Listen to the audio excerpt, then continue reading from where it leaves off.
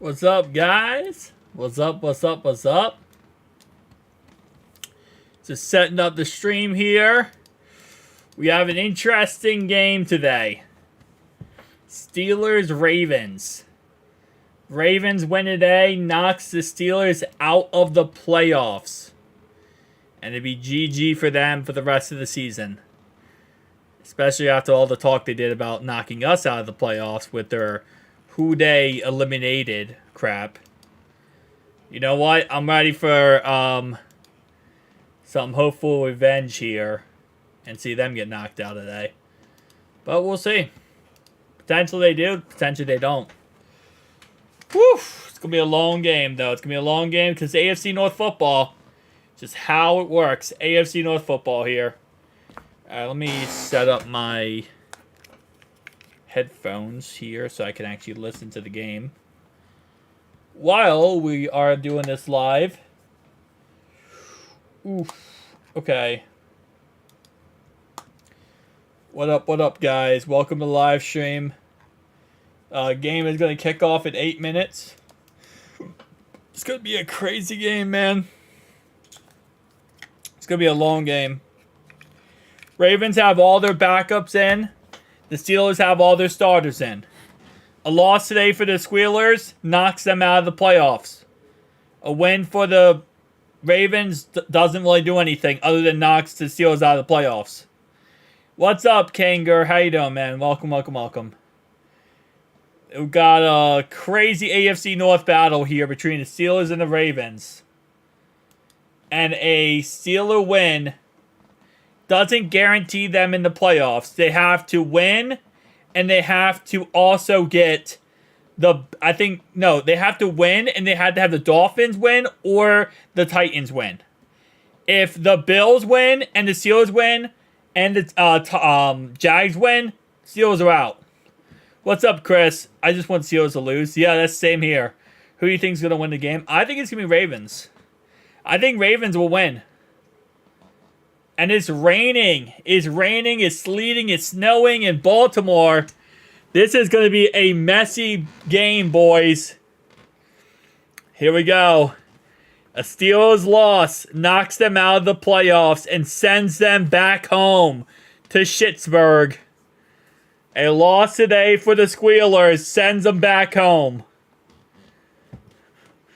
Which I would love so freaking much. Especially after all that smack talk they talked about us and how they knocked us out of the playoffs. Alright. All I gotta say is, keep the same energy, Baltimore. I mean, not Ball. See, Baltimore catching strays here. I meant to say, keep that same energy, Pittsburgh. I live in Maryland. It's bad out here today. No way this is going to be high scoring. No, I don't think it was going to be high scoring no matter what. Tyler Huntley's good, though. I think he's a pretty good quarterback. So, he played us tough in the wild card game last year. But, no, I mean, yeah, it's going to be a mess. I'm looking at it right now. I mean, this doesn't look good at all. This is, like, rainy and snowy and slushy. Like, this is going to be a mess today. But it's going to come down to the run game. The Baltimore Ravens do have Dalvin Cook. They also have, what's his name? They have Dalvin Cook. They also have... Today, I think Melvin Gordon starting. Problem with Melvin Gordon, though, is he fumbles the ball. That's my only problem with Melvin Gordon, is the man fumbles the ball like crazy. Term request, you can expect a response soon. Okay. There is a... Gotcha. Yeah. So, today, not playing. Lamar Jackson's not playing. Odell Beckham, Zay Flowers, Kevin Zeitler, Roquan Smith, Malik Harrison, Marlon Humphreys, Kyle Hamilton, and Dale Worley. Wow. Is everyone else starting then? Because if everyone else is starting, then that's a lot of players starting. I think John Harbaugh said that, like, the problem with putting in all your backups is you don't really have that many backups to put in. Because everyone on your roster, they're there for a reason. They're there because... they're good enough to be on your roster to go out there and win. So if you have backups in, sometimes, like, these backups aren't even, like, worth it. It isn't even worth... I'm sorry, you don't have enough backups to put in. So you're going to put some starters in there, too.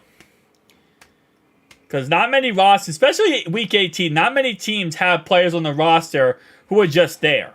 You know, there's a reason why you're there. Especially Week 18. Maybe early in the season, you're figuring things out, you're trying rotations out, whatever. But Week 18, right before the playoffs, everyone on that 53-man roster, they have a purpose. And if, you know, someone goes down with injury, if something happens, rotation, like, there's a reason why you made that roster and you're on that roster at Week 18. So when you have to put in your backups and rest your starters, well, yes, you can rest, obviously, Zay Flowers, Odell Beckham, Lamar Jackson. But you also, I mean, there's only so many players. You got to put somebody in. So then you're going to put in some starters, but not all starters. This is probably going to happen tomorrow versus Cleveland for us. We're playing Cleveland's backups, but in reality, you know, there's only so many players. Joe Flacco is not playing tomorrow, obviously. Jeff Driscoll, I think, is their starting quarterback. But, like, running back-wise, you know, they only have so many running backs on the roster. And they're not going to, like, remove a player from their roster or take a guy off the roster just so that they could bring someone else on for a backup game. So, we're going to be playing their backups, but there will be some starters out there, too.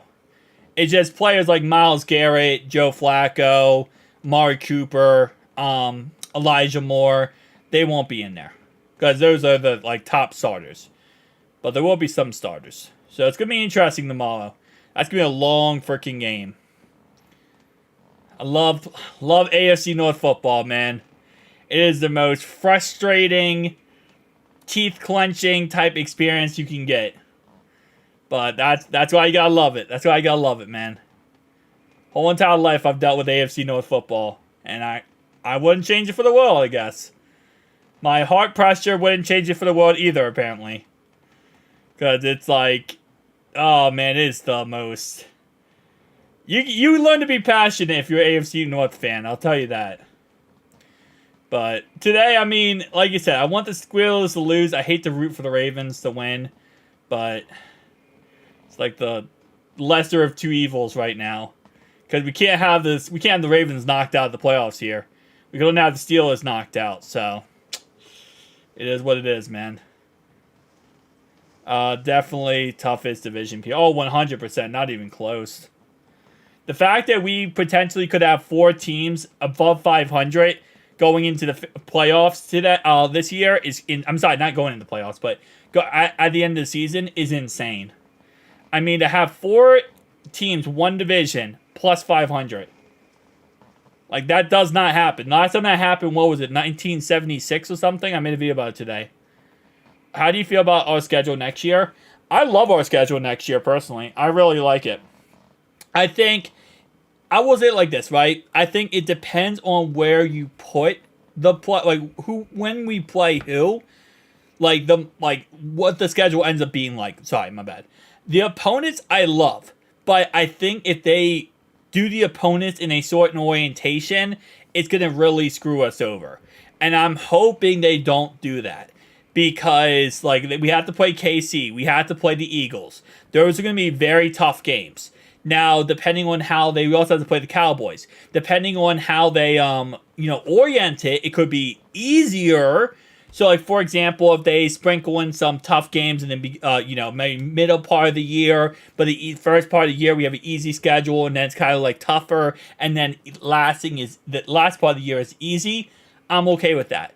It's just how they sprinkle it. And the problem is, now we're just relying on the NFL not to screw us over when it comes to schedule makers. And we already know schedule makers, man, they love screwing us over. So, I'm confident. I'll say it like that. I'm confident that, like, I think I made a video about, like, what my final predictions are for, like, what our final prediction was. And I think I had us going 12-4 or 13-3. No. Hang on. 13-4 or 14-3. That's what I had us going. And that's if everything goes correctly. Let me pull it up on my screen here. So, our opponents for next year. Denver, I think we can beat. I think we can beat the Raiders. We can beat the Eagles, although a tough one. Commanders will beat and Patriots will beat.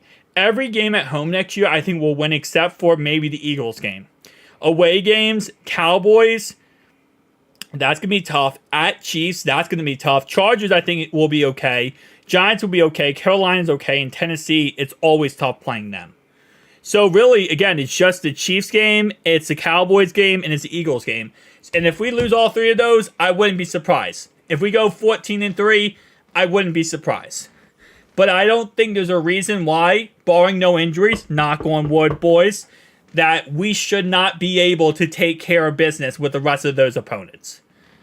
As long as they don't screw us with the schedule.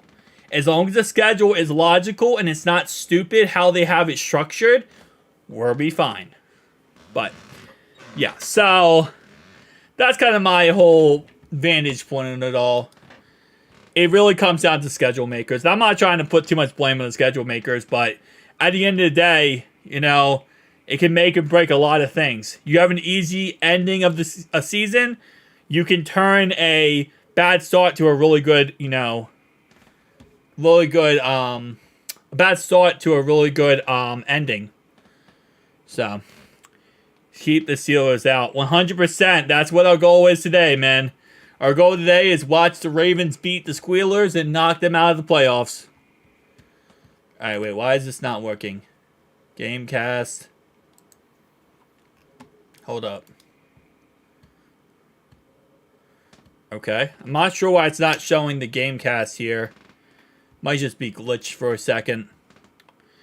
Alright, it's going to be 1st and 10 for the Pittsburgh Steelers. Pencil and Baltimore lost too. Yeah, they're going to lose in the playoffs. 1st and 10 here. It's going to be a run play up the middle and he fumbles! He fumbles and Najee Harris recovers it after fumbling on a gain of 1 yard.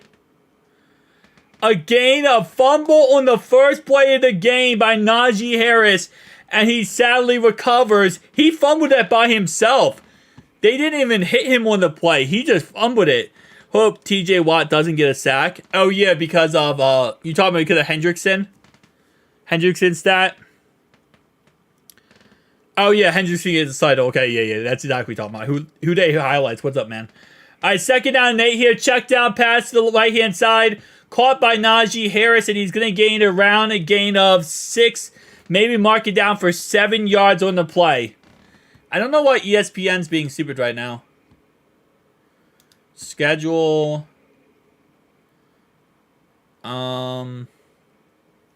Is it because of the fact that it's ES?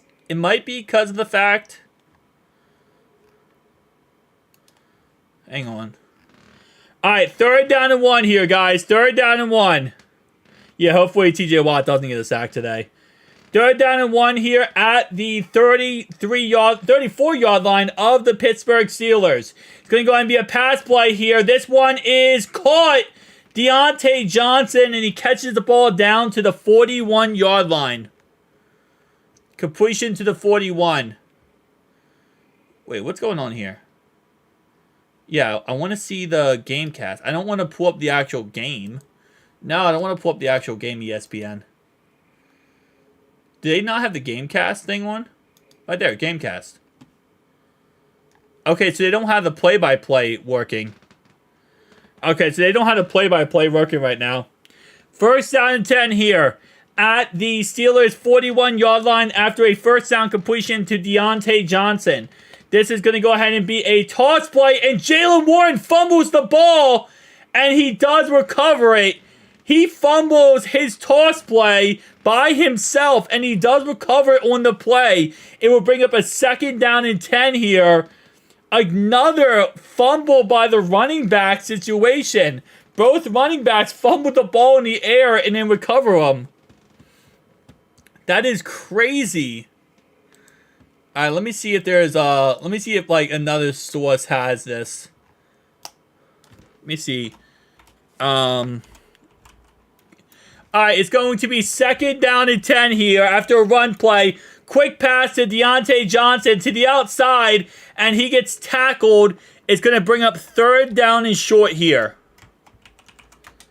That's 2 already. Yeah, that's 2 already. Alright, so this is going to be 3rd down and short here.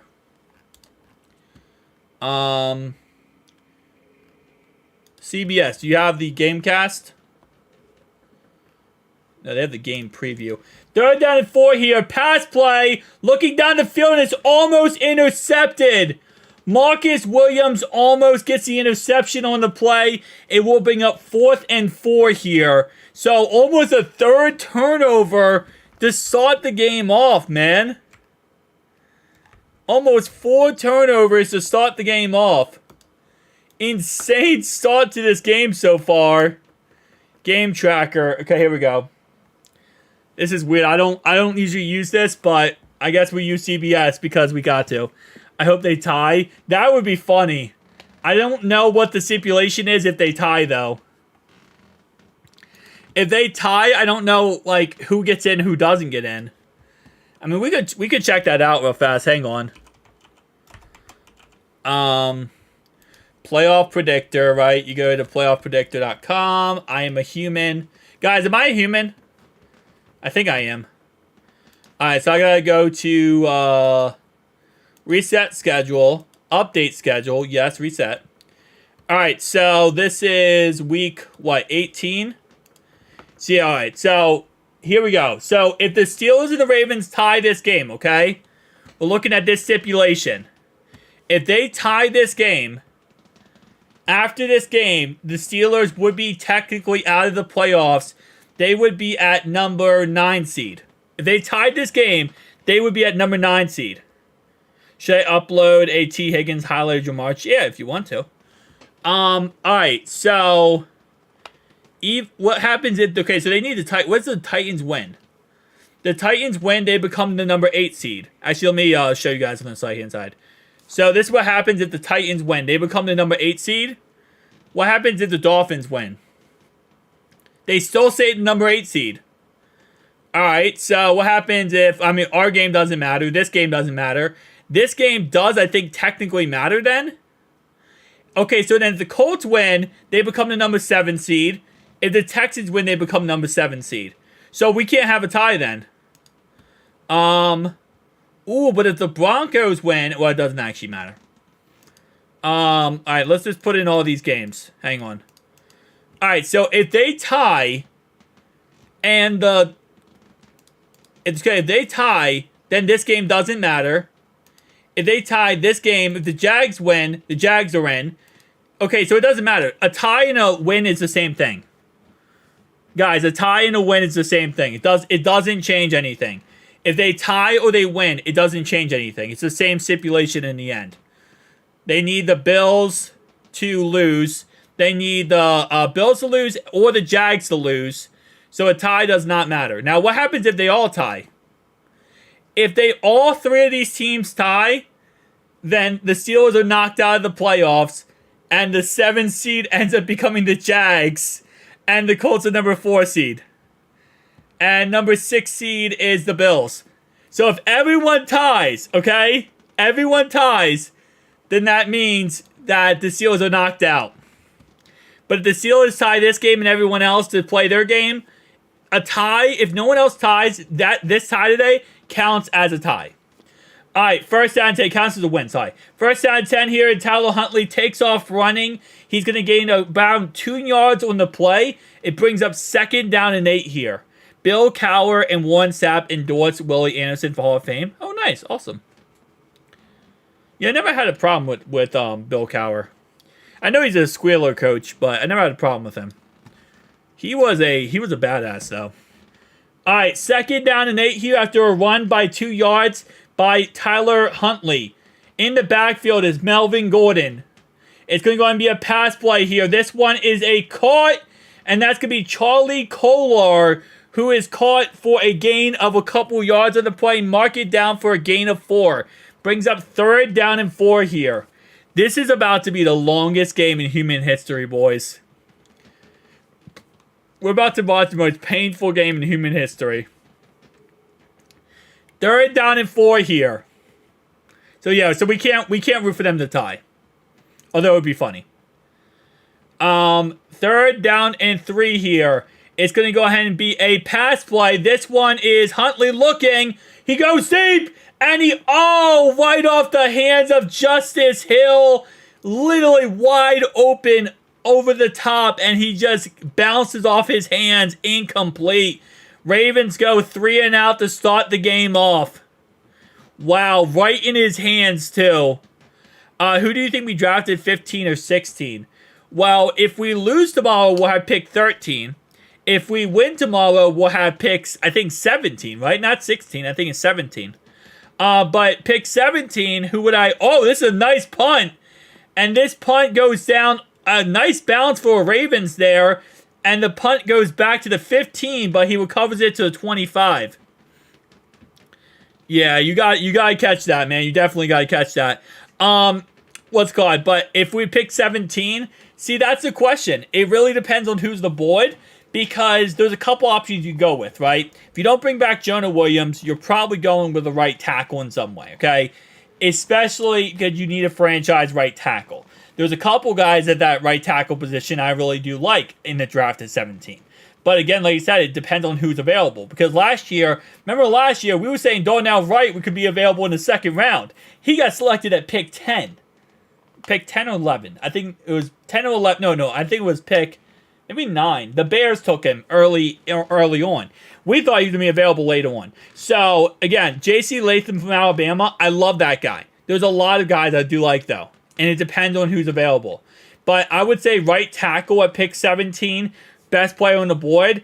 If there isn't the guys we want at pick 17 at the right tackle position, you could look for Kool-Aid McKenzie. He's a great corner. Another really good option. And again, if not, then you could look toward... See, I don't want to go pass rusher. Again, I think our problem would be offensive line. I can't find ourselves getting away from either right tackle or corner. I mean, if Brock Bowers is on the board, you take it, but I don't think he's going to be on the board in any way there. Yeah, Amaris Mims, yeah. Like I said, it really comes down to who's available at that position, and that's the scary thing when it comes to this stuff, because like we look at it now, but then once we get into the draft, I mean, you look at my mock draft videos before, and I'm like, yeah, we could take this guy, this guy, this guy. And those guys, they get snatched up so quickly in that draft. I mean, we thought that, the corners were going to go very quickly in the game. In the draft last year, and they did not go until what? Witherspoon went at pick 6. But then the other two corners, that one we thought was going to, Emmanuel Forbes, we thought he was going to be a second-round pick. He ends up going inside the top 15. And then Christian Gonzalez is the 20th pick. And then Joey Porter, who we thought was going to go top 10, he ends up going the second round. So, yeah, it's crazy with that crap. But here we go. Steelers got the football. We'll look at this in a second. Steelers got the football here. 64-yard punt by Jordan Stout. Man, imagine if Brad Robbins could punt the ball for 64 yards. Bruh. Brock Bowers, maybe if we lose. Yeah, if he's available, I would love to go for him. First down and 10 here now at the 24-yard line of the Pittsburgh Steelers. Mason Rudolph in the backfield, Najee Harris. He hands it off to Najee Harris, and he's going to gain around 4, maybe mark it down for 5 yards on the play. Mark it down for 5 yards. It's going to be second down and 5 now at Pittsburgh's 29-yard line. Yeah, Brock Bowers is available. I think you go Brock Bowers. Right now, we'll pick 16. But if we lose, we'll pick 13. If we win, we'll pick 17. So, really depends on where we're sitting there. All right, second down and 5 now at the Steelers' 29-yard line. It's going to go ahead and be some motion in the ocean. Run play yet again for Najee Harris. And he's going to gain maybe around 2, mark it down for 3 yards on the play. We'll bring up third down and 1 now at the Steelers' 32-yard line. It is raining and pouring here in Baltimore as they are going crazy right now in that stadium.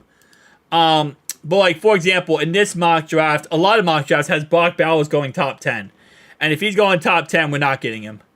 And in this situation, you could go J.C. Latham. That's a very possible player. Third down and 1 now. Third down and 1 at the 32-yard line of the Steelers. It's a run play, and they're going to get a first down on the run play here. a couple yards, just exactly what they needed, actually. And that's Najee Harris for the first down. Gain of 1 yard, actually. I thought it was going to be like gain of 3. But yeah, so at the right tackle position, at this position, I mean, yeah, you could go Mims from Georgia. He should be a good option. I will say one thing, though. Like, for example, the guy I think of is if he drops, I would go with him. That's a really good option. But this is my favorite option. You just got to get him to play right tackle, which I don't know if you're going to be able to. First down and 10 now at the 34-yard line of the Steelers. It's going to go ahead and be a pass play here. Check down that backfield to Jalen Warren, and he gets to the outside. He breaks a tackle, and he's down to the 42-yard line of the Baltimore Ravens. First down, Steelers. Do we pay T or franchise tag him? No, I don't think that the question is not going to be do you pay T. You're not going to pay T. You're going to franchise tag him. You're going to try to work out a contract with him all next year or all off season and figure out what you're going to do next year. And you're going to see how much you're going to pay Chase. You're not going to pay T until you figure out how much you're going to pay Chase. That's pretty much the simplistic of it. You got to figure out how much money you got left after paying Chase. Chase is going first and then T is second. It's going to be an end-around run here by Calvin Austin II, and he's going to go ahead and gain around 9 yards, mark it down for 8 yards on the play. Tackle made by Brandon Stevenson to the Baltimore Ravens 35-yard line. Yeah, so you franchise tag T. Whether or not you give him the exclusive or non-exclusive, that really depends on what Duke Tobin and Coach Taylor and Katie Blackburn want to do.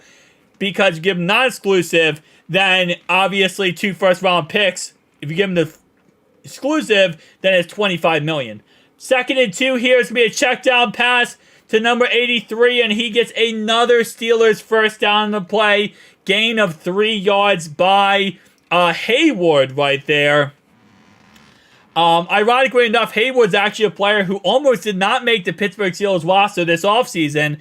And the only reason why he did make the roster is because of a 7th-round draft pick who the Steelers actually paid $10,000 to keep on their roster. Ended up retiring from their roster, which let Connor Hayward stay on their roster and actually become that fullback / tight end position.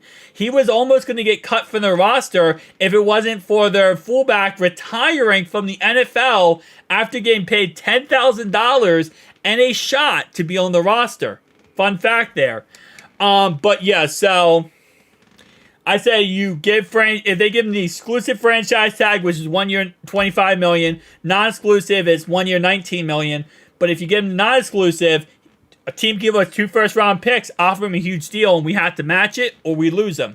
So that's obvious an option. I think we give him exclusive, $25 million, 1 year. We figure out Jamar Chase's contract this offseason, and then we worry about T. We give T an offer. He doesn't like it. He leaves. 2nd down and 5 here. Check down pass across the middle. Caught by Deontay Johnson. Gets to the outside down to around the 21-yard line of the Baltimore Ravens. Mark it down there at the 28 yards. My bad.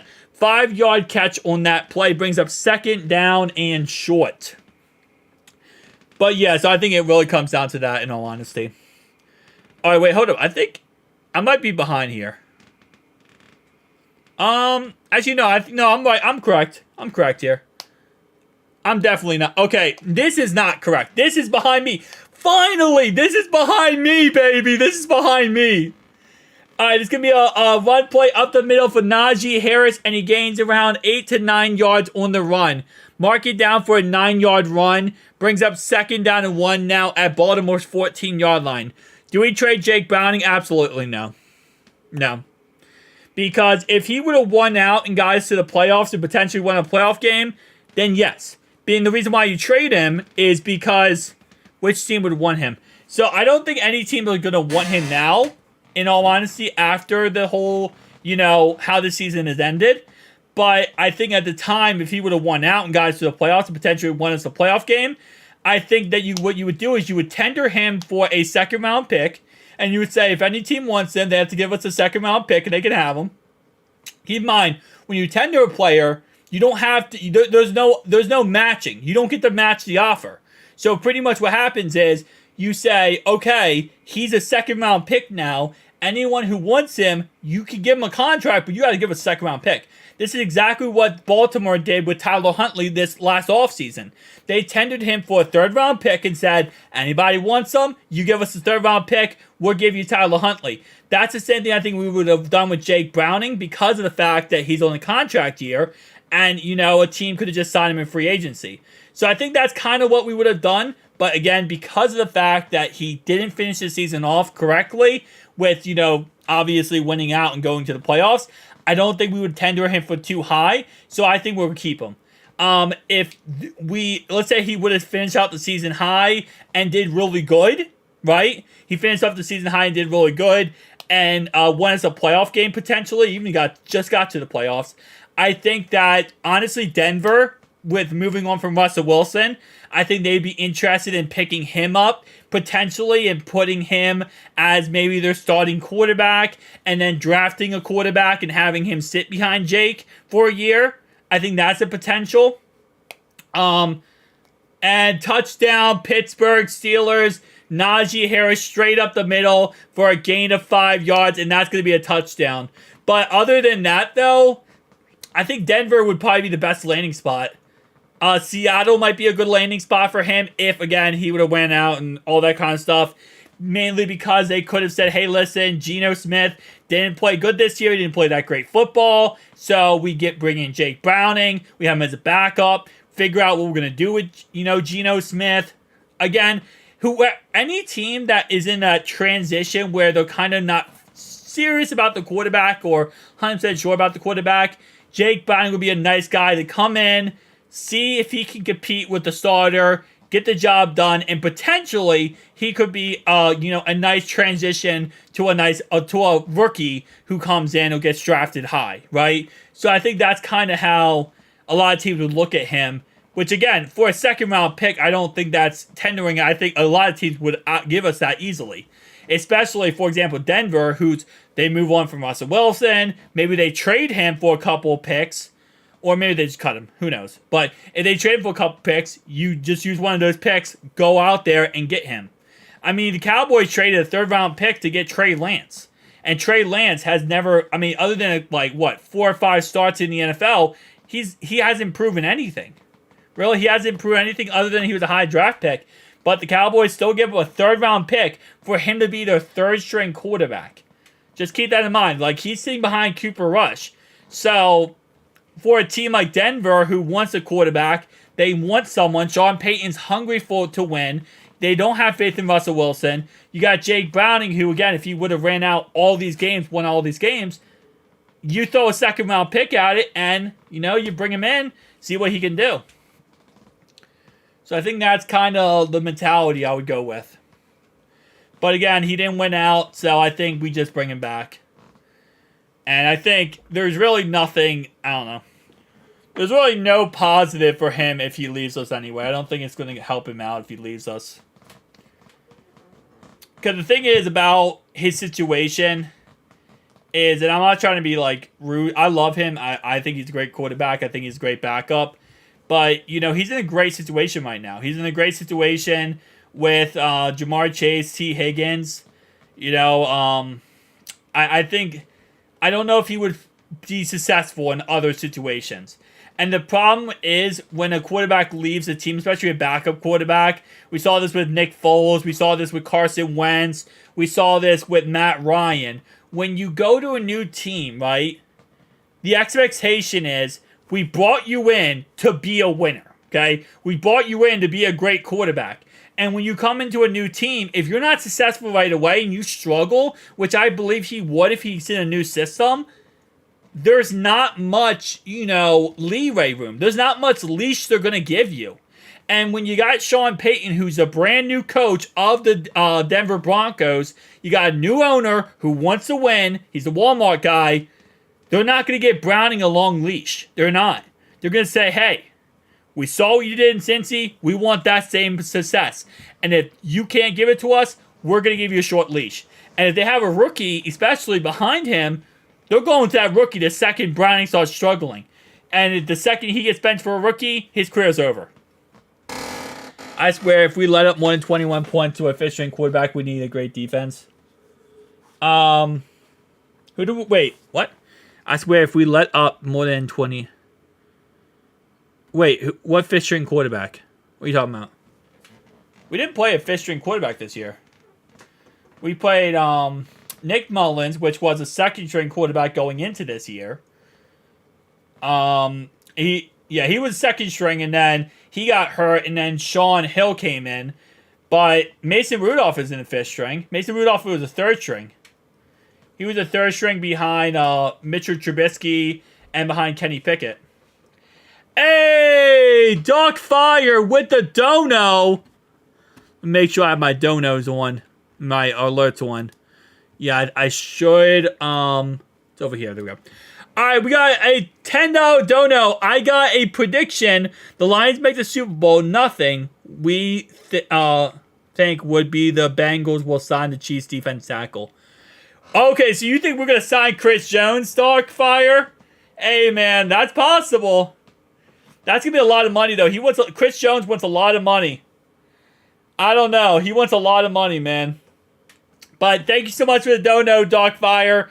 The Lions winning the Super Bowl would be so interesting.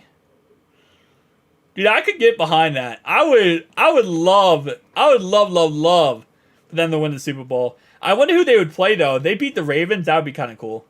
2nd down and 7 here after a 3-yard play. It's going to go ahead and be a pass play. This one is dropped right in the hands of Charlie Kolar and gets knocked out. There we go. We got the donation on the screen. I appreciate you. Thanks so much, Darkfire. It is a bold prediction. I'll give you that. I don't know. I mean, again, like I said, after you give T that franchise tag, I don't know if you could pay Chris Jones. Chris Jones would be a lot of money. But then if you bring him in, you're not bringing back, what's his name? You're not bringing back DJ Reader then. So that's crazy. 3rd down and 7 here at the Baltimore 28-yard line. It's a pass play here.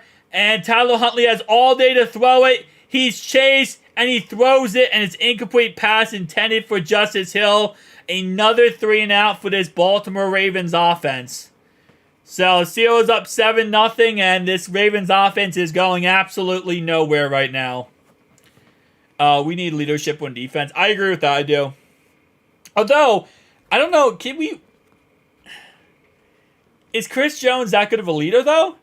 Because Chris Jones, because he didn't get money last year, he was okay with sitting out the first 8 games. And he said that he would sit out for the first 8 games because you had to play at least, I think it's 9 games in order to get paid for the season or for it to count for the season. So he was okay with sitting out the first 8 games. So, I don't know. I think that, I don't know how much of a leader he actually is.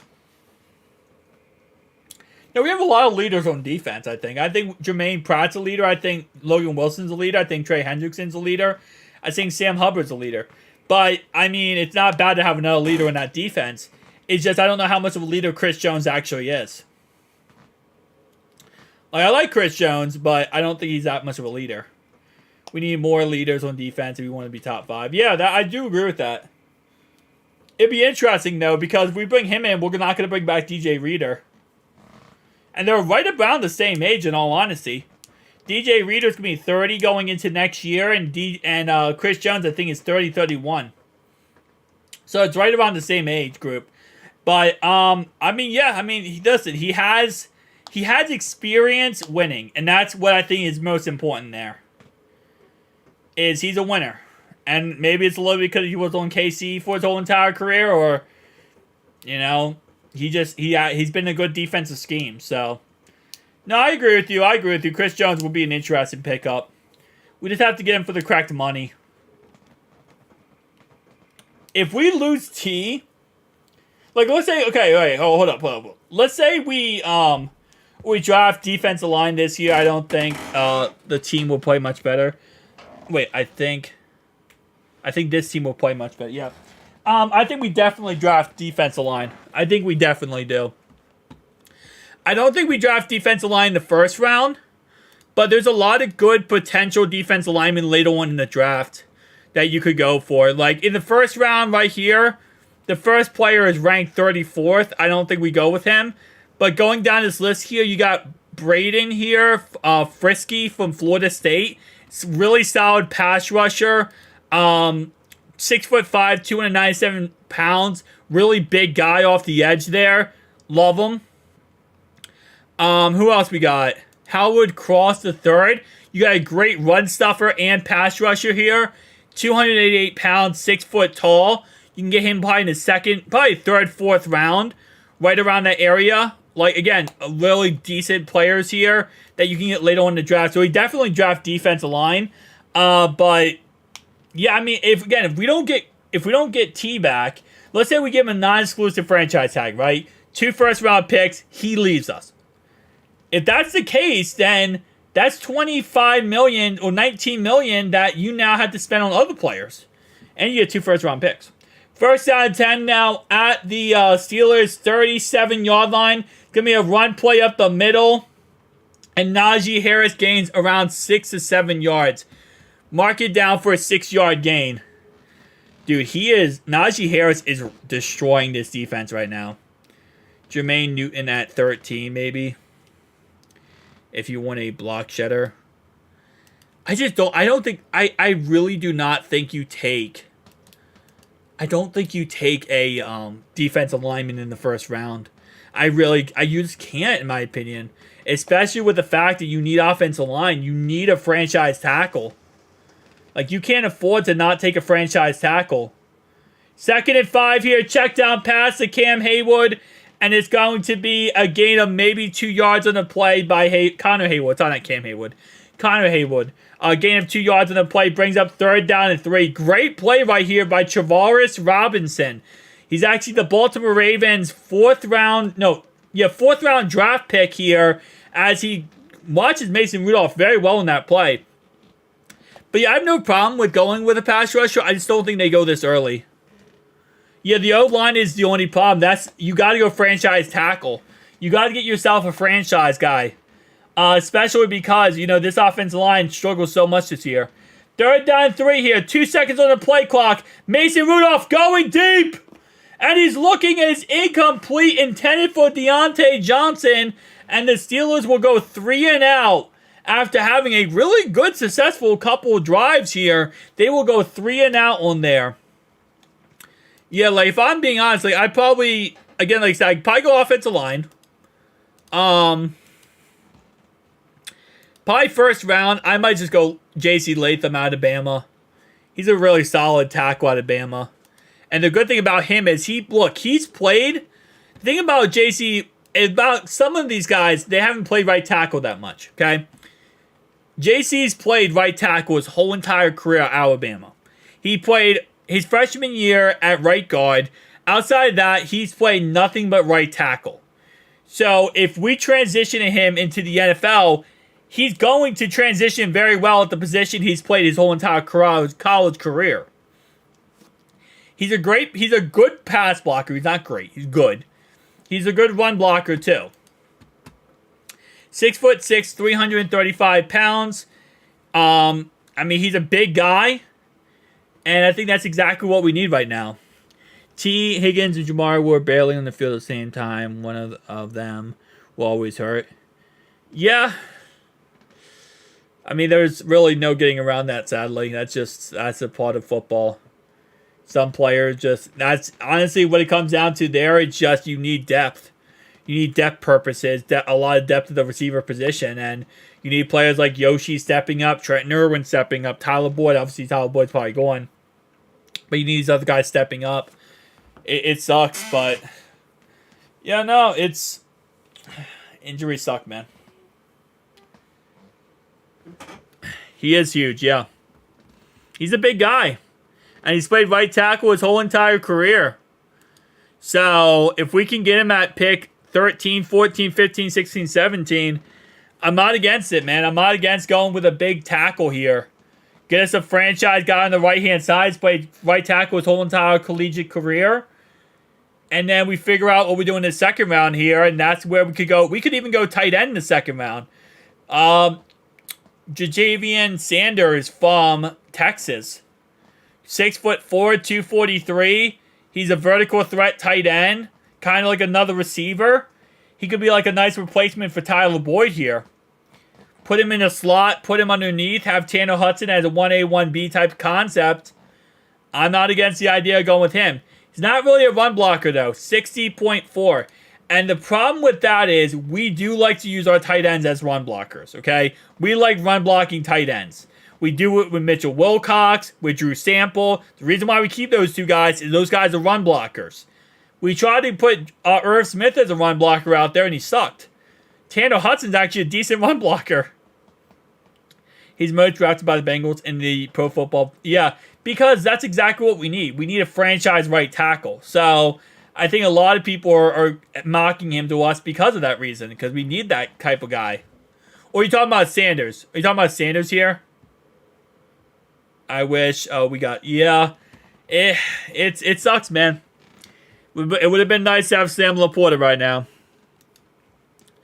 Now, if you want to in the second round here, you could go with Chris Jenkins. He's a 6'3", 305-pound nose tackle out of Michigan.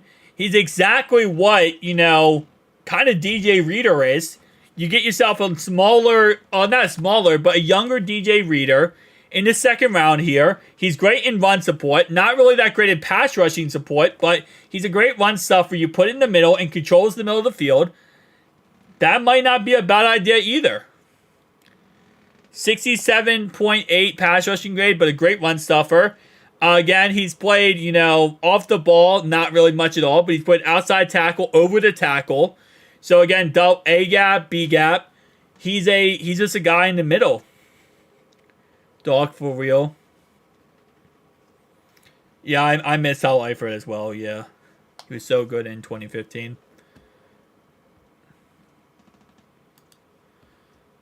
Yeah, I do miss Hal Eifert too. Didn't Eifert have like 13 touchdowns or 15 touchdowns in 2015 too? I think he had like 13 or 15 touchdowns. Like, he was insane. But then also in this second round, what if you go with a safety? You could go with a safety. The problem with this guy is, at a USC Trojans here, my problem with this guy is that he's a great player. He just has no run support. And one thing we have realized this year that we sucked so bad at, right, was when we lost Jesse Bates and Von Bell. What we utilized them more than anything for was their run support.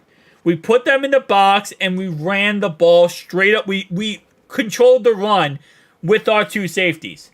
Literally, they were our run support.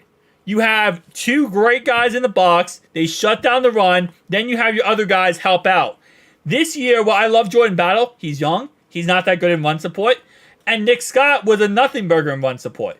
So if we're going to draft a safety, I feel like you have to get someone who's good in run support. And that's our problem here, is I don't think we go with Kalen Bullock here because of that said reason.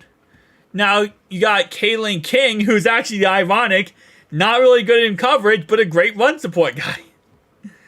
But we don't really use our corners in run support, though. All right, Baltimore got the ball back here. I miss Jesse Bates a lot. He's been so good in Atlanta. He has been. The man's like a pick-six machine in Atlanta. Can you imagine how many interceptions we could have gotten with him and actually, won games with him? First and 10, here's some motion in the ocean. Gonna be a run play here by Melvin Gordon, and he gets to the outside, and he's gonna gain around 6 yards on the play, and that's gonna bring up 2nd down and 4 after Melvin Gordon gain of 6 yards. Oh, got heartburn, man. But yeah, so I'm thinking, you also got Xavier here from South Carolina. Go wide receiver in the second round, 6'3", 227 pounds. We only Mike Hilton. Yeah. 2nd down and 4 here after a gain of 6 by Melvin Gordon. It's another run play. This one by Melvin Gordon. And depending on where they spot him, he might be first. It looks like they're giving him a bad spot here. They might give him a bad spot here. He might be short on the play.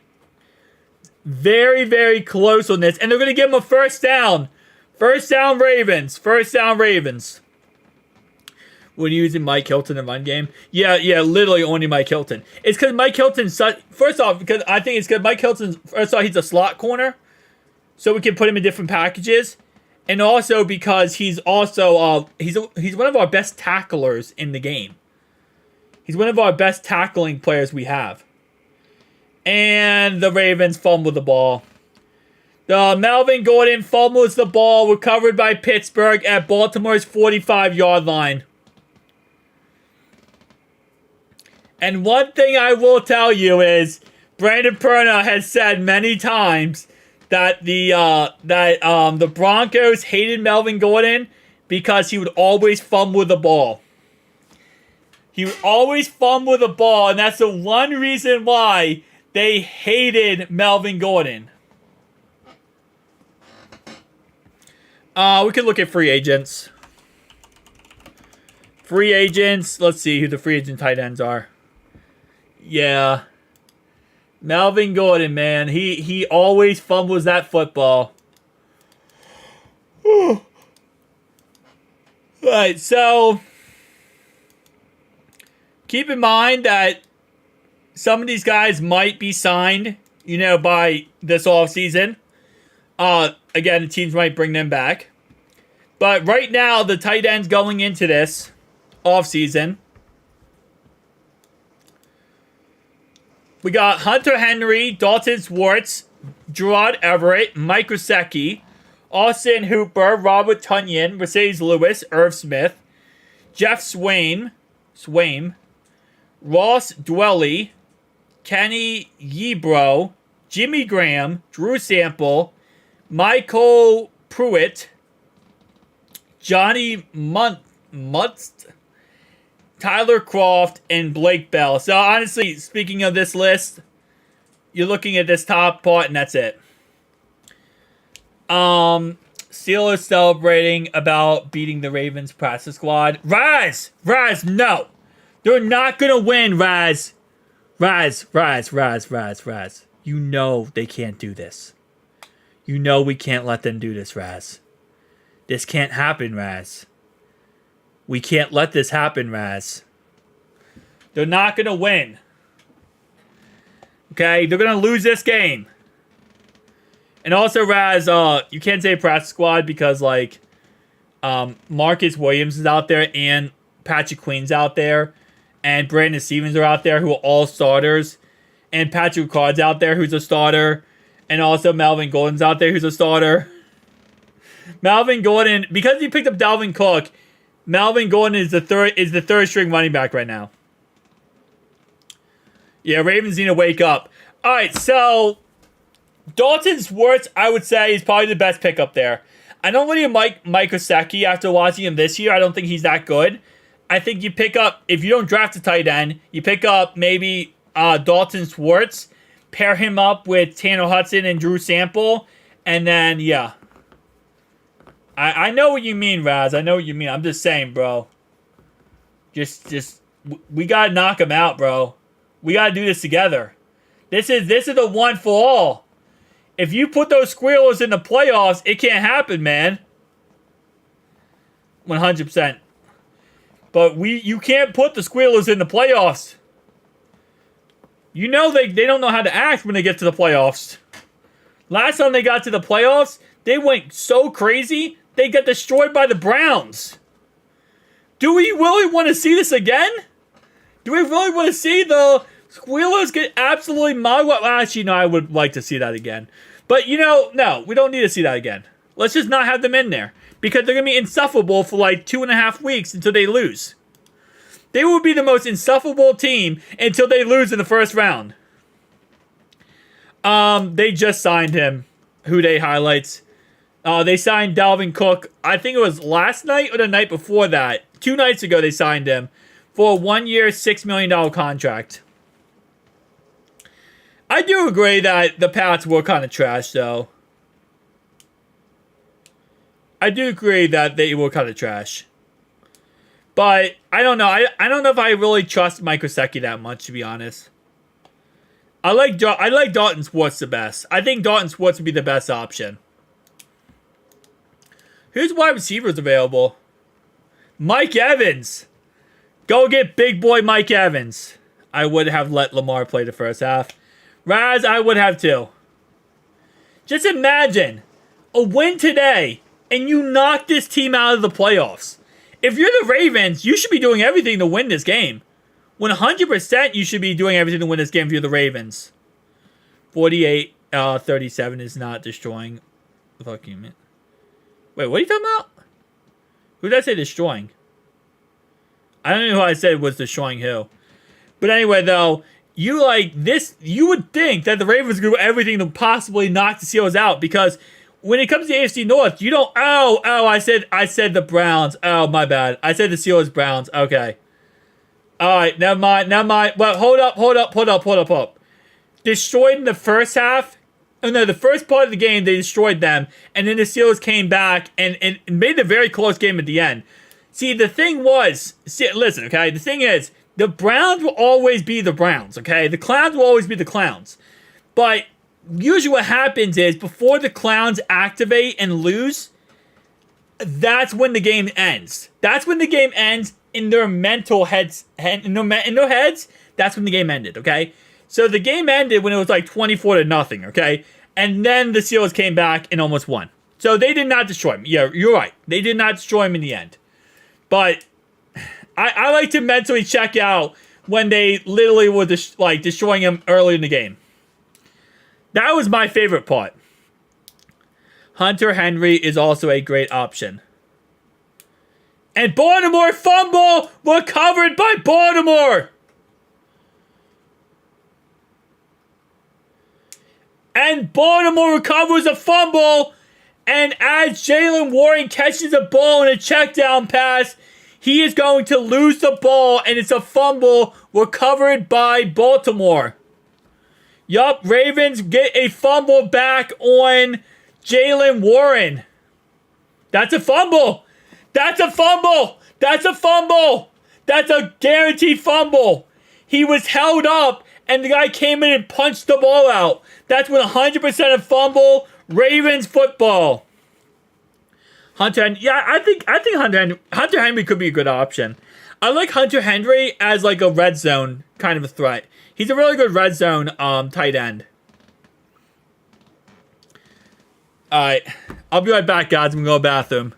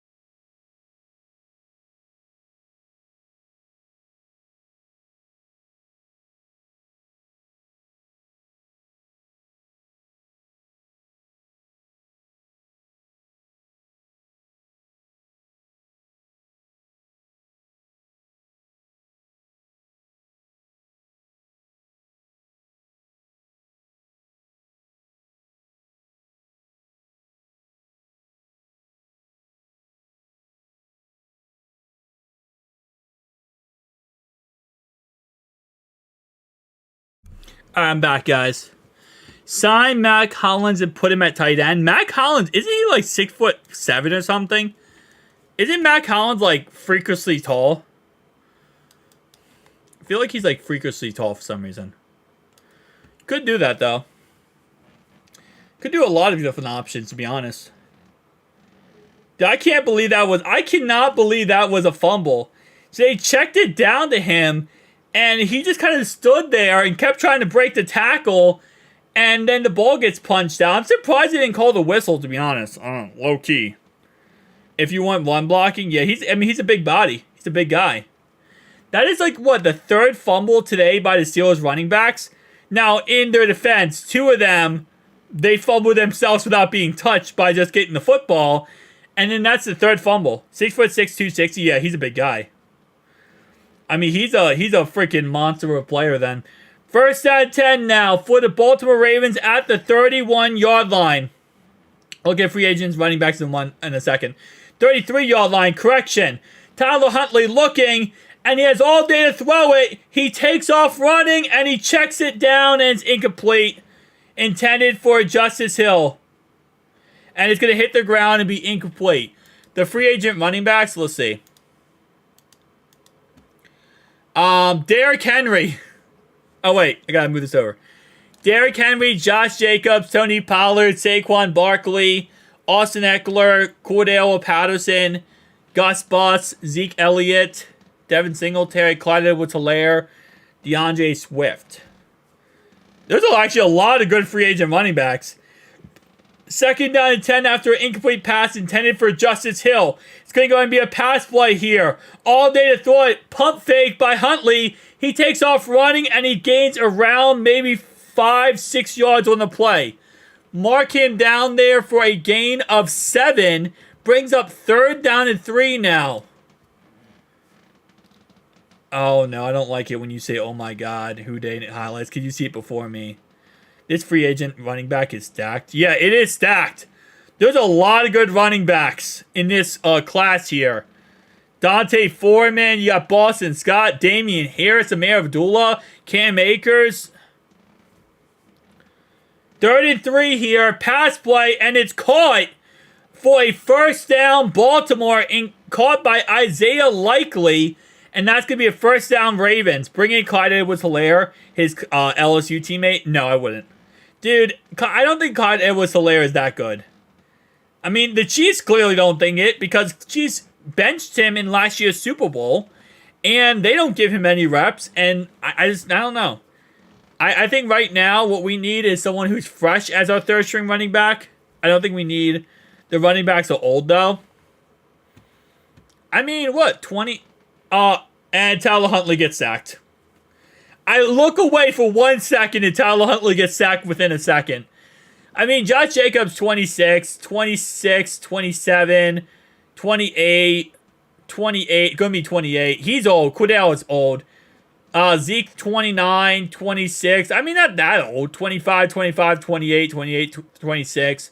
You can get a running back to like age 30, pretty much. We should take Swift. I feel like he's perfect with Chase Brown. Yeah, I wouldn't mind Swift. I think a nice little pass catcher out of the backfield, like a guaranteed screen pass guy, I would like it. Second down and 18 here, pass play, and it's going to be a screen pass to Justice Hill, speak of the devil, and he gains around 5 to 6 yards on the play. Yeah, it wasn't TJ Watt. It was somebody else, actually. It was Marcus Robinson who got the sack. Gonna bring up 3rd down and 14 on the play. 3rd down and 14. But yeah, no, this running back core is stacked. I mean, again, yeah, some of these are older, but most part, these guys are kind of young. I mean, not young, but kind of middle age. 3rd and 14 here. And Tyler Huntley rolls out. TJ Watt can't get the sack. And Huntley's going to gain around maybe 3 or 4 yards on the play. And that's going to be another 3 and out for the Ravens. After getting the turnover, it's going to be another punt play for the Ravens. Who else is... Hang on, let's see what Watt missed a sack. Yeah, he missed a sack right there. He couldn't sack Huntley right there. What cornerbacks are available? And I know it's gonna be Eli Apple. Wait, is Eli Apple on this list? Yep, Eli Apple's on this list. And a punt dot, almost a punt dot by the Ravens. Almost a punt dot by the Ravens. And there's gonna be a flag on the play. Who is this gonna be on? 12 men on the field by the Ravens. It's going to be 12 men on the field. They're going to repunt it. Or I think they can either take repunt it, or they can take it 15 yards and forward. Yeah, they're going to have them re-kick it. They're going to re-kick this. It's 12 men on the field. But, yeah, no, cornerback position, you got Adoree Jackson. You got Kendall Fuller. Actually, ineligible man downfield. Sorry, not 12 men. Ineligible man downfield. No, all these corners are old, though. Jeff Okudah, I know, like, a Lions didn't want him, so he goes. No, wait, did he go from Atlanta? Wait, he went from Atlanta to Detroit to Atlanta, right? Yeah, Detroit to Atlanta. I mean, potentially, he becomes free agent. Maybe you go for him. Gardner John, C.J. Henderson. I don't really like these corners. There's not really any good corners here. There's not really many options I would like there. 4th and 12 here. 4th and 12. It's going to be a punt again for the Ravens. This one is going to be, he's going to let it go. And it's going to be, oh, what a dumb butt. What an idiot. Oh, there's another flag.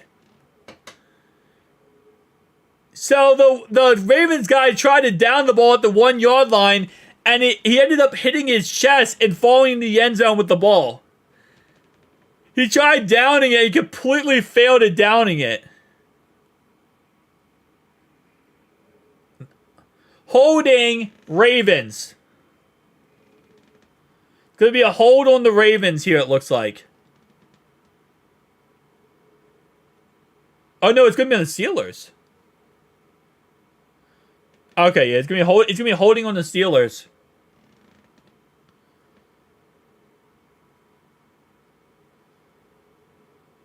Yeah, holding on the Steelers. It's gonna be a 10-yard penalty. First down.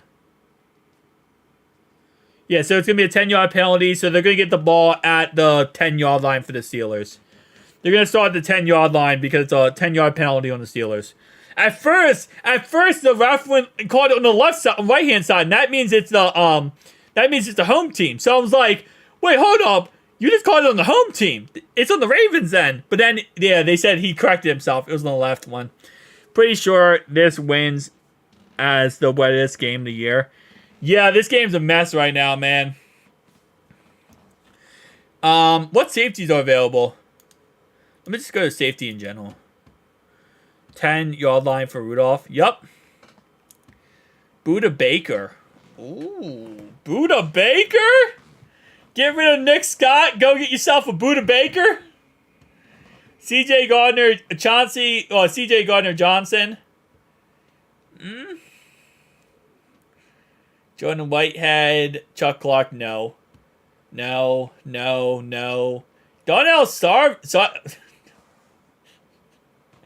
Donnell Savage. Keep in mind that some of these guys will be re-signed, okay? It's not all of these guys won't hit free agency 100%. Some of these guys will be signed. Like, for example, the wide receiver position, T. Higgins is in here. Tyler Boyd's in here. T is in here. So some of these guys might be re-signed. I'm just saying, you bring in Buda Baker, man. Getting rid of Nick Scott for Baker, yes, please. That's what I'm saying, bro. That'd be a nice transition. Go Texans, bro. Yeah, let's go Texans. Would not mind it. I don't mind the Texans in the playoffs. CJ Stroud's the man, dude. I love CJ Stroud. You know you guys beat us, I still love him. Alright, what if you go Jonathan Brooks? No, you can't. You're not going to go with him here. Now, if you're going to go Jonathan Brooks, you got to go him in the 3rd round, and we just don't have an early enough 3rd round pick to go for him. He's a good running back, though. 6 foot tall, 207 pounds. Xavier McKinney look good. He does look good. Oh, wait. Xavier McKinney. What position? Oh, you're talking about, did he already get selected? There's a lot of Xaviers in this draft. Holy crap. I mean, I guess, like, what, 3, but still.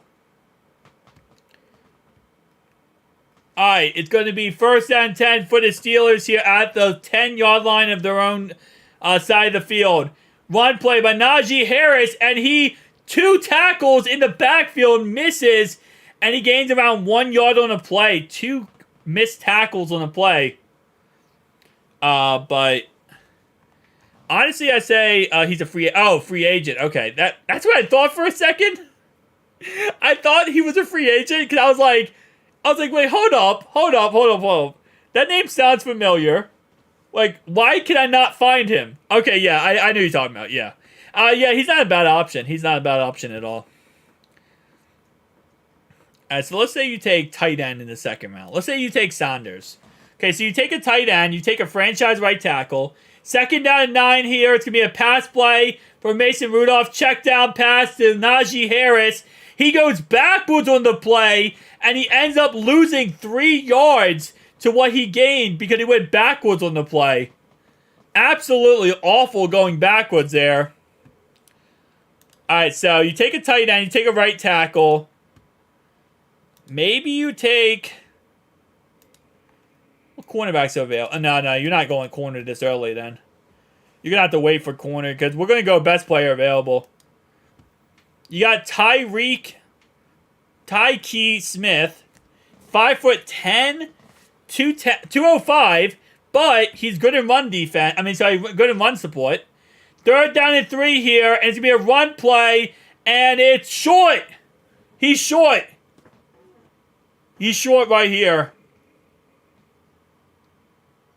Fourth down, 4th and inches now for the Steelers as they run the ball up the middle in the game, 2.5 yards. Steelers go 3 and out. Another 3 and out here. No, we need a kicker. All right, we ain't taking the kicker, bro. Money Mac is for real. You think the Bengals are likely to cut Scott? No, they're not going to cut Scott.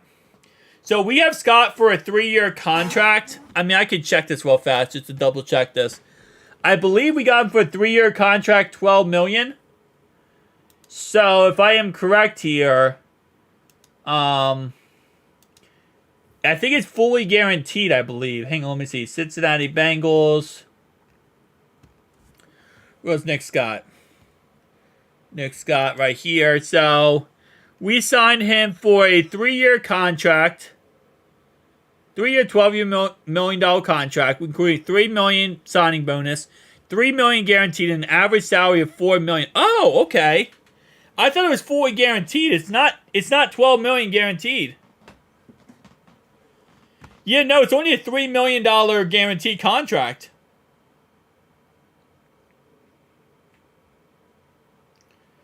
Yeah, it's only 3.1 dead money.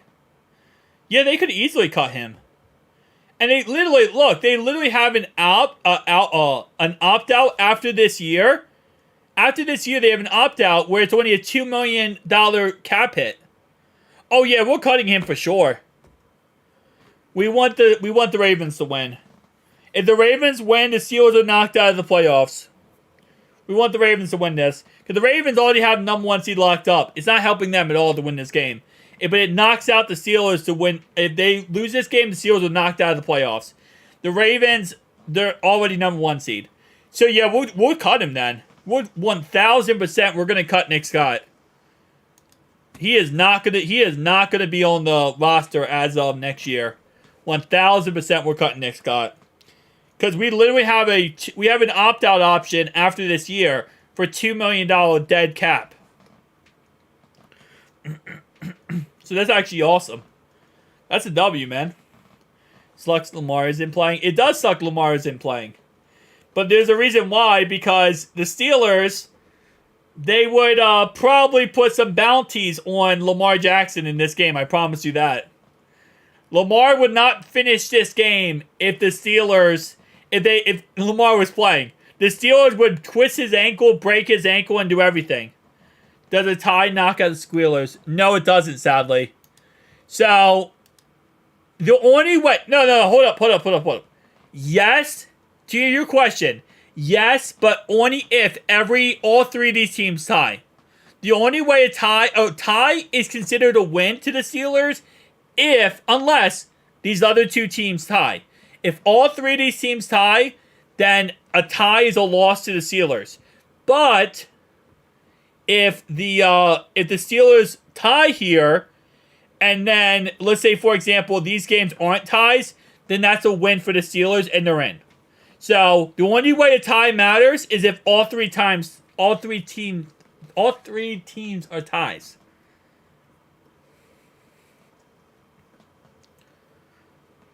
Second down and wait, Cap, we aren't the Bengals. I don't know what you're talking about.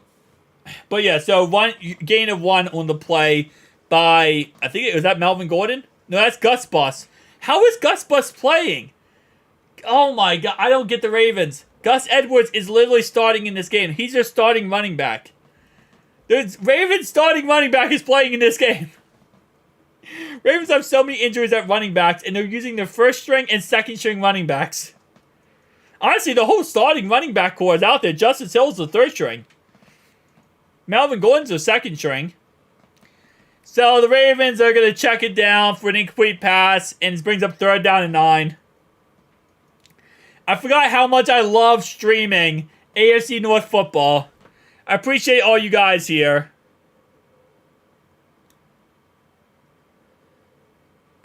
Oh.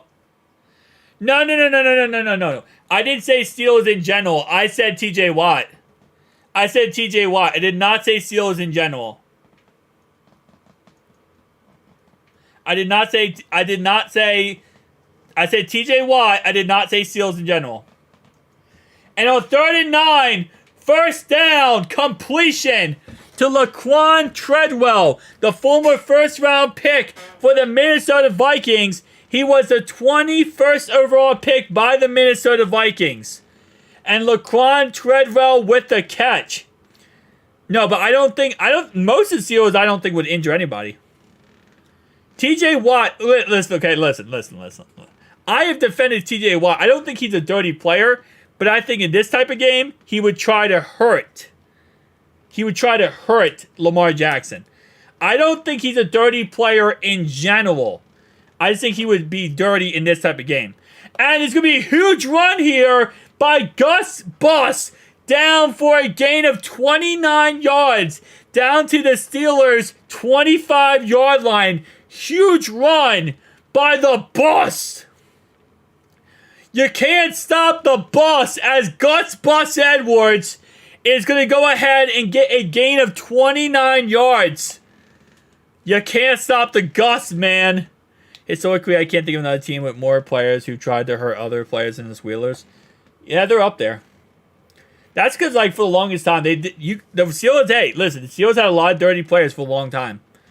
I'm not saying they have as many dirty players as nowadays, and the Bengals have had dirty players too. Both teams have had dirty players in the past. I'm not going to sit here and say they haven't, but still. Yeah, loss of 2, actually. Loss of 2, Gus up the middle for loss of 2. But the Steelers over, like, the whole entire franchise. I mean, they have had literally, Lambert. They had Jack Ham, Joey Porter. They had James Harrison. We also had James Harrison now. 2nd down and 12 here, and Huntley is caught. And it's going to be a touchdown! Touchdown, Isaiah Likely! And just like that is a 7-7 ball game! Woo! Touchdown, Ravens! Every team has a dirty play. Likely underrated. Yeah, Likely's awesome, man. Likely is awesome. Every team has dirty players or 2 in the history. The Steelers just have more. Yeah, Steelers have a lot of dirty players, man, for their history. They have probably the most, I don't say the most in NFL history, but they have a lot in their history. Touchdown, Ravens! And it's going to be 7-7. Austin is the worst DC in the league for... Yeah. Hey, listen. I'll say one thing, though. Steelers, if you miss the playoffs, man, at least you got rid of Matt Canada. Think about it like that, right? If you miss the playoffs, at least you got rid of Matt Canada, man. And I think that might be the best scenario possible. You get rid of Matt Canada, and that's the best thing ever.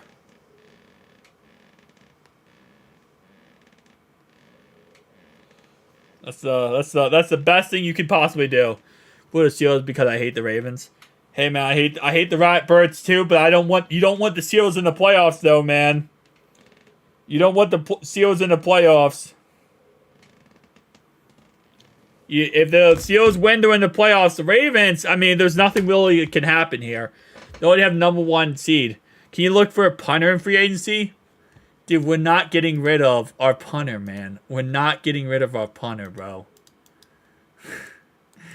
You're crazy. We're not getting rid of Brad Robbins. He's still a rookie, bro. Even if they make the playoffs, we're going to get blown out. It's a waste of time. Yeah, it really is. That's what I've been trying to tell Steelers fans that so much. Steelers fans get so mad at me. I'm like, you guys aren't going anywhere in the playoffs. They're like, oh, we are. I'm like, no, you're not. And you're just wasting your time. Oh, he's going to do this crap. And the Steelers get the ball at the 40-yard line because they went out of bounds and touched the ball. And that's the typical rule. If you're out of bounds, you touch the ball, the ball is out of bounds. Even to make I hope we lose, not gonna lie. Yeah, I this is why I don't want to see a lot of Steelers fans. You're actually very reasonable with that. A lot of Steelers fans are like, oh no, we gotta make the playoffs, we win a Super Bowl. I'm like, you're literally gonna hurt yourself by making the playoffs. But next year, Bengals go in beast mode, go 6-0 division. Hey, if Joe can stay healthy the whole entire year, knock on wood, we'll be fine. Yeah, I don't want anything the Steelers to brag over us. Yeah, especially a lot of Steelers fans. They've been talking a lot of trash, man, about us getting knocked out of the playoffs. But here are all the... Oh, wait, my bad. Let me move it over. There's the punters. Punter is... Nothing wrong with our punters, but our defense is on the other hand. Yeah, we're going to have to figure some things out in the draft. Hunter is another of those positions to take 2 or 3 seasons. Yeah, punter takes... it again, like I said, I've showed this before in the video. It takes so long for punters to get going. It really does. Like, punters usually second, third season, they start showing some real good promise, and then fourth, they take off. Or they just suck. First out of 10 here is going to be a run play, a little bit of misdirection, and he gets a couple yards, brings up maybe a gain of like 4 or 5? Gain of 5. Jalen Warren gain of 5 yards here. Tackle made by Michael Pierce. The Ravens actually just signed Michael Pierce to a 2-year contract for the foreseeable future. Yo, what's up? Can't believe the Steelers and Ravens are tied. Yeah, Bentley. You're just joining now, man. Lucky you, because we dealt with the bullcrap this whole entire game so far. There's been 6 turnovers, Bentley. 6. But only 2 of them have actually counted. And 4 of them have been the Steelers doing it to themselves. Wilson, the starters are technically playing. Well, the Steelers starters are playing. And the Ravens have their starting running backs out there. They have their backup tight. They have their starting tight end Isaiah Likely out there. They have Marcus Williams, which is a starting free safety. They have Patrick Queen, which is a starting middle linebacker. They have Michael Pierce, who is a starting defensive tackle. Like, they have like 40% of their starting unit out there, and 60%. 60% backups. It's 40-60 with the Ravens. It's 100% with the Steelers. Well, except for injuries, obviously. Why did we get rid of Drew Chrisman? Because they wanted to move on and get a new guy. They wanted to get someone for the future, man. Drew Chrisman's old. You got to get someone new in there. You got to look toward the future. He's an older guy. Yeah, Steelers will be first round exit 100%. We're going to give the crazy money. Why not give a little more money? A little more hit up Vikings and offer T and a high draft pick. I think the Vikings would do it. They would not do it for Jay Jettis. I promise you they would not. They would not trade anything. They would not trade Jay Jettis no matter what. Jay Jettis is their future because they're going to lose Kirko this offseason. So they're going to have to draft a quarterback or get a quarterback. And they're going to have to build around. And if let's say they draft a quarterback. Let's say they trade up and they get a quarterback, right? If they trade up and get a quarterback, then potentially, then they could build around that quarterback. You got Jay Jettis, you got Jordan Addison, right? You got TJ Hawkins socks. You have a rookie quarterback on a rookie deal, and then you built around him. So I think that's pretty much what you do there. Yo, what? Yeah, you missed a lot, bro. You missed a very painful game so far. Guess they don't want the Steelers to make the playoffs. Yeah, no. Our defense is so broken without Mika. 100%. Yeah, Mika, I mean, he's amazing, man. Freaking amazing. Hey, I say trade T because we can't afford him. Well, the first thing, you got to give him for a franchise tag, and then when you trade him, you got to keep in mind the team has to sign him to a contract. So, And the Ravens tackle Jalen Warren in the backfield, loss of 1 yard on the play, brings up 3rd down and 6. So, like, not only do you have to trade T. Higgins, but now you have to trade him to a team, right? That team now has to work out a contract with him. So now they're going to have to spend a lot of money on this guy, on T. Higgins. So there's a whole entire process. I do agree that, if we can't keep him, you want to trade him. But that's why you give him a non-exclusive franchise tag and you get potentially 2 first-round picks for him. It's honestly a free tutty every single drive. Well, yeah, I mean, it would be nice to get Jay Jettis, but I don't think it's possible. They would want so much for him. They would want like the whole entire everything for him. Jaden, in this, let's say, if we get maybe 2nd seed. Wait, what? Did I miss on Wilson? Wilson said, I guess they don't want the Steelers to make the no, they're going to be number 1 seed, the Steelers. I mean, the Ravens, right? No, they already have 1st seed locked up. Steelers win, Jags win, and Bills lose. Wait. Steelers win and Jags win, Bills lose. Bills won't make the playoffs. Yeah, that's true. Bills have to win to make the playoffs. Bills have to win, and they have to have the Steelers to lose to make the playoffs. It has to be Bills win and Steelers lose. The Steelers win, yeah. So, again, there's a lot of opportunities for these teams not to make the playoffs. 2nd down and 7 here. Checked out, pass across the middle. And it's, oh, wow. Jalen Warren pulled the Ravens defenders up a couple yards for a 1st down there. Cowboys have a chance to get a 1st seed? They do. Ooh, Van Noy almost got there, man. Van Noy almost got there. Who's going to be the best quarterback out of the draft? I think Jaden Daniels. Are you talking about this next draft? Well,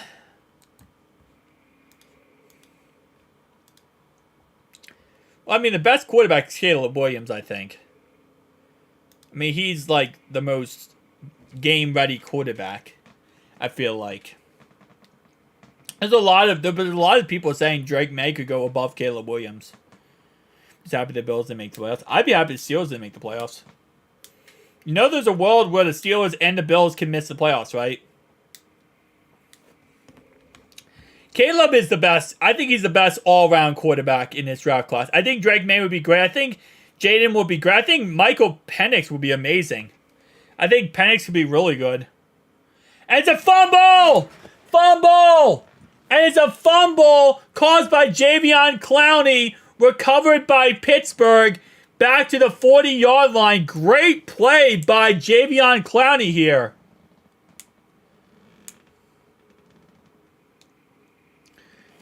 Ooh. Oh, do not say he threw the ball. They're going to say he threw the ball. They're going to say he threw the ball. Don't give him the Patrick Mahomes treatment. As a Cowboys and Bengals fan, it's not the worst season. Joe. If Burrow was healthy the whole entire season, I think we would be number 1 seed, yeah. 100%, yes. I think we would probably win the Super Bowl this year if it wasn't for that. Yeah, Drew Chrisman had some medical issues, yeah. What did he have during training camp? He had a something with his chest. I think it was cardiac breathing. The word that means breathing. I think Penix would be good. We'll see if he's a bust. I don't know for sure. It's a sack. All right, awesome. Consider it a sack. We would have been number... Yeah, we would easily been number 1 seed. I don't think he would have won MVP, sadly. Joe doesn't get enough credit. Joe would never get enough credit. It's hard not to just hate all the other teams. I do agree with you there, yeah. It's a fumble? Okay, so they're saying it's a fumble sack then. Yeah, so it's a fumble sack because they're saying that he threw the ball. Oh, he didn't throw the ball. 2nd and 19 here. Caught across the middle. And that's going to put him almost in the field goal range here. That's at the 37-yard line. Joe was starting to take off. Then he got injured. Yeah, he was. Before that Ravens game, he could have probably beat the Ravens. And another sack fumble. And it's recovered by the Ravens. Fumble again, recovered by the Ravens. We had like 8 turnovers in his first half. Bro, we had 8 turnovers in his first half. What is this game right now? We had like 8 turnovers in his first half, man. Mike Penix would be good under the right team, like the Cowboys. I'd go for him. I mean, I don't know the Cowboys, because the Cowboys have Cooper Rush, and then they also have Dak, and they also have Trey Lance. They just traded for a 3rd-round pick for. I'm even friends with Stephon Diggs, and I hate the Bills. Oh, man. Wait, wasn't the whole Stephon Diggs kind of hate him? Yeah, Bengals line sucks. That's how they lost in 22. Yeah, no, wait. Who said all lines good? All line sucks, I know. All line is trash, man. That's why we're talking about taking the right tackle in the first round. We're talking about taking the right tackle in the first round because all line sucks. Ravens start the second half of the ball anyway. It doesn't matter. Yeah, but keep in mind, though, the Ravens in the last 2 minutes of every single game this year have sucked. Even when they're leading, they suck in the second half when 2 minutes to go. Because the Ravens game has been an amazing drive before he got injured. Dude, oh my gosh. A second half of this game is going to kill me. I don't know how Tom Grossi does it. I don't know how Tom Grossi does this. The comedy of errors is fun to watch as a Bengals fan. Yeah. I mean, it's fun to watch, but, like, can the Ravens just take the lead so I can, like, enjoy my, self in the rest of this game? Like, just Ravens can take the lead so I can actually enjoy myself here, right? Alright, so we're not doing punters. Who's the backup quarterback we go for?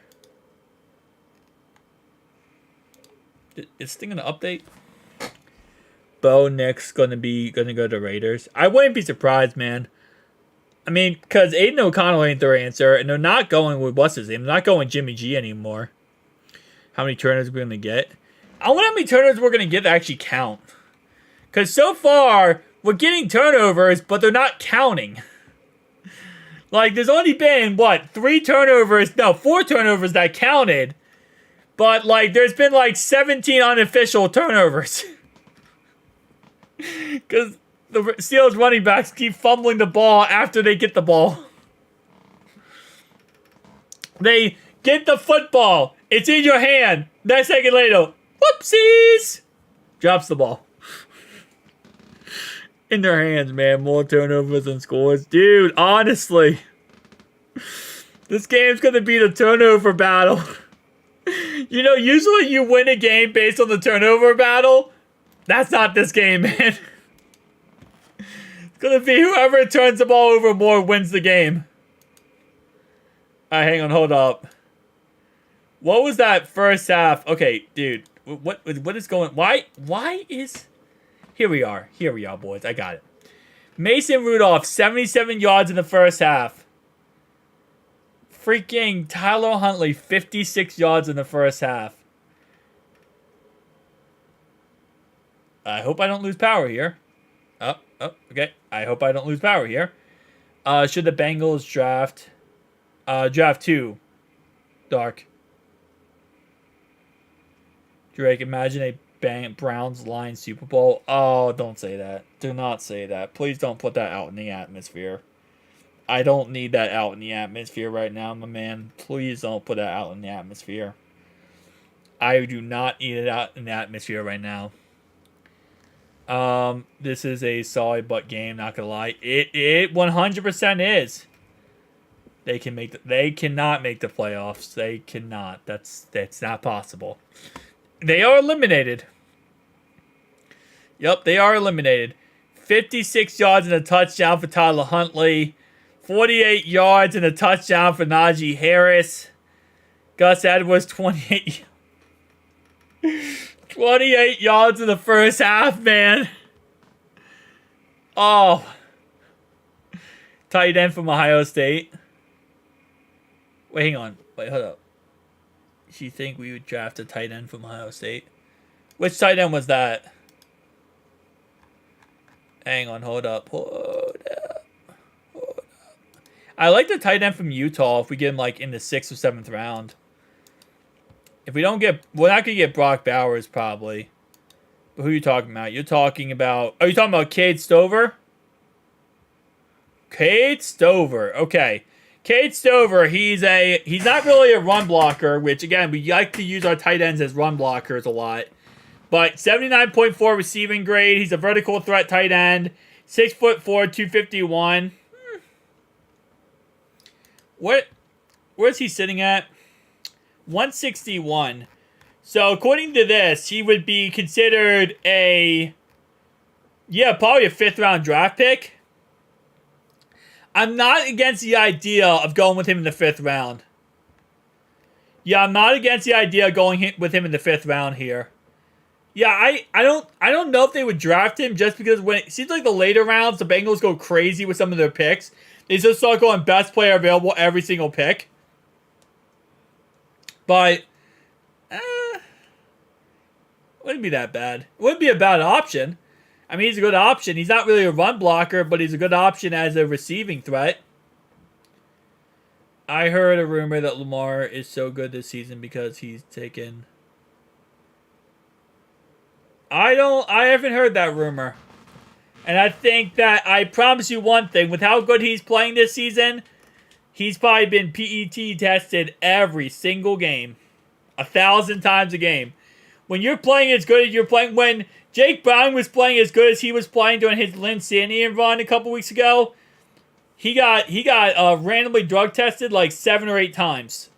Like they were testing him every single 3 seconds of the day.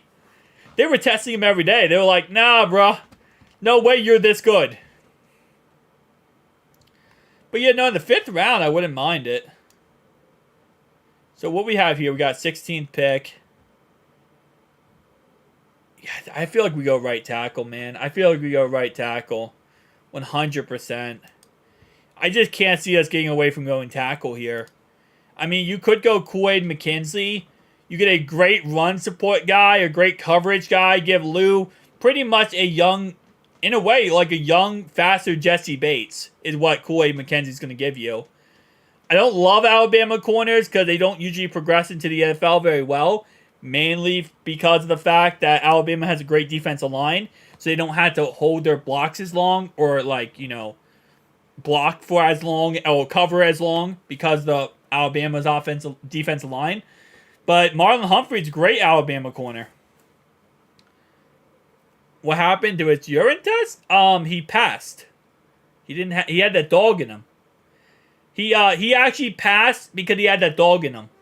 That's what they said. The rookie wide receiver needs to step up next season if T's gone. I mean, Yoshi's been stepping up this season very well, I think. Can you stream for every game of the rest of the season? I will be streaming every single playoff game. I will be. I'll be streaming every single playoff game, guys, for week 19, 20, 21, 22, and 23. I will be streaming every wildcard game, divisional, and championship, and Super Bowl. I think Bengals sign a veteran tight end, then draft a decent tight end. They could draft, I mean, they could sign Dalton Schwartz, or Mitch, or Mike Gesicki, or Hunter Henry, and then they could draft someone. But keep in mind that we're going to bring back Tanner Hudson as a starting tight end, right? Browning blew it once he bragged. That was kind of cringing, I lie to you. But it is what it is. Do a mock draft for the Steelers. Okay, I got you. I got you, bro. I got you. Remember, they're going to bring back Tanner Hudson, though. But 7th round picks. All right, for the Steelers. All right, guys. I'm going to be the GM for the Steelers here, okay? 18th pick. I'm going to be here, okay? I'm thinking for the 7th round, I'm thinking for the first pick, 18th pick, I'm thinking Harrison Melvis, right? Out of Missouri. Let me tell you about him. All right, cool. Thanks so much for letting me tell you about him. I'm thinking kicker, 1st round. No one would guess it. No one would guess it. What happened is Chuck Sizzle taking T-Spot. They don't want Chuck Sizzle on the field. That's what's happening. Alright, I'll be serious. One Steelers fans in this chat. We have one Steelers fan in this chat. Alright, if I'm being serious for the Steelers here, we need additions on our defensive line. The run stopping was terrible this year. What we need is good safeties that can tackle. We need good safeties that can tackle, man. That's what we need. That's going to be how you win the game. You have freaking Jesse Bates and Von Bell were great safeties who left us. T is leaving, go Browns. Okay. We're not even hating the Browns in this chat. We're hating the Squealers today, man. So, that's tomorrow's chat. You might want to come back tomorrow if you want to do that. They fell off so hard. Take Toy Taylor. Alright, so if I'm the Steelers here, right, and I'm gonna be realistic for our man in the chat, he's a Steelers fan. If I'm going first round here, dude, I gotta go corner. Especially 18th overall pick. I'm probably going corner. I'm not going Alabama corner, although this guy would be a monster. Dude, there's a couple good Alabama corners this year. We need a 3 technique, yeah. Miles Murphy needs to step up. He does need to step up. Hobo trash call should have fell off so bad once they lost Ben. Yeah. No Toy Taylor. No, we're being serious here. If I'm being serious, I'm going to give them the Alabama corner. I'm doing this one time, okay? One time to be serious here. I'm taking them, giving them the Alabama corner. What else they need? Could go offensive line. We need a right tackle or center. We just got a corner, Corey Trice. So Corey Trice, I like Corey Trice, I really do. And it's sad that he got hurt for this whole entire year. But he was a 7th round pick. And I'm not saying he can't progress into blossoming into an amazing player next season. But he was a 7th round pick. So I think what you need is he'll be a good rotational piece. But he's not a 100% in it yet. You know what I'm saying? Like, I think he'll be a good rotational piece. And he was having a great mini camp. But we'll have to wait and see what happens there. Yeah, I'm going to go Jackson Power Johnson here out of Oregon. I think he's going to be a good pick. Take Bro, hang on.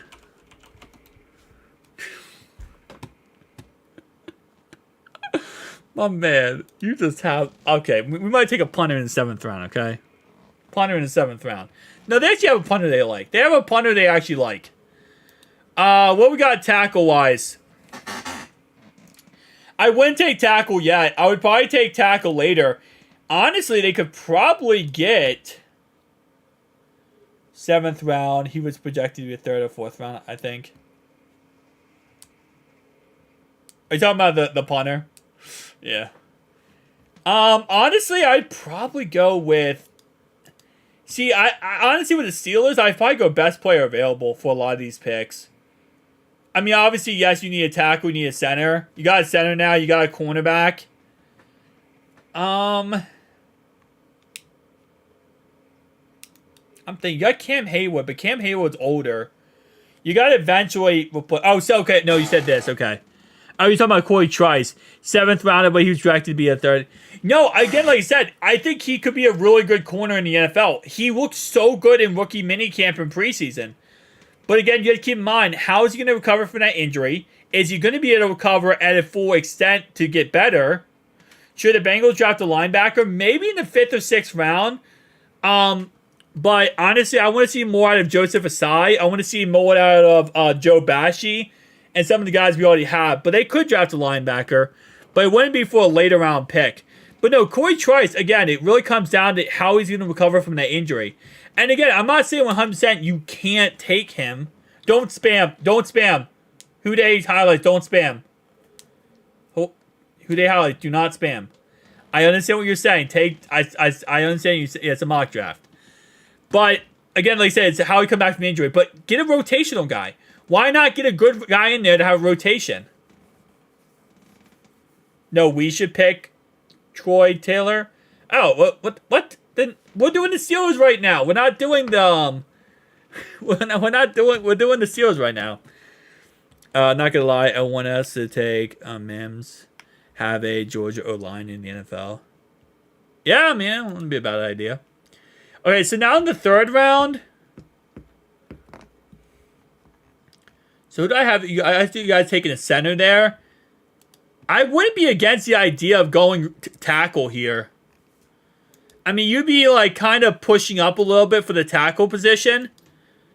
Now, Will, sure, however you spell it.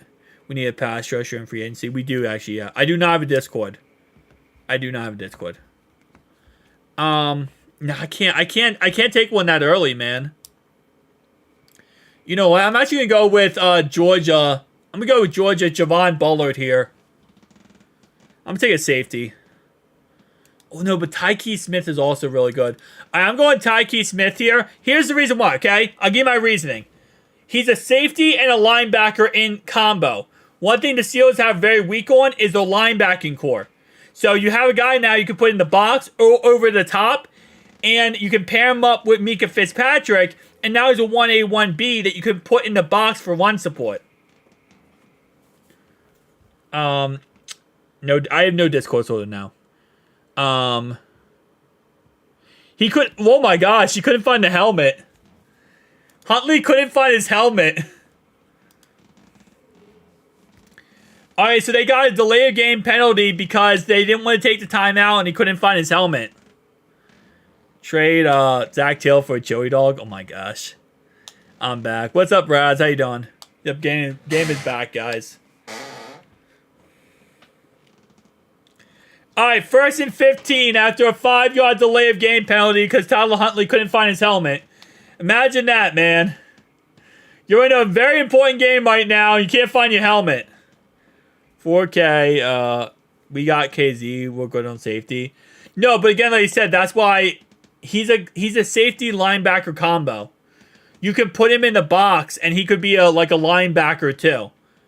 Which again, that's what Steelers are very weak on. So I would have a guy in there that could do kind of a mix of everything. And that's why I didn't take the other guy. The other guy on the list I just showed you, the other Georgia guy, he's really just a safety. And you don't need a safety, but you need a linebacker safety mix. You need a coverage linebacker who can play safety.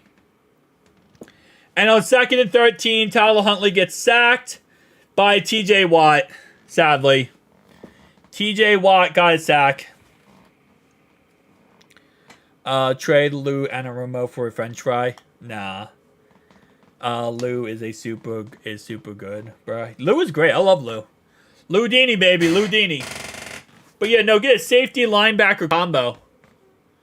Alright, where are we going with the next pick here? This is where I'm going to go offensive tackle. I'm not going to go Blake Fisher here.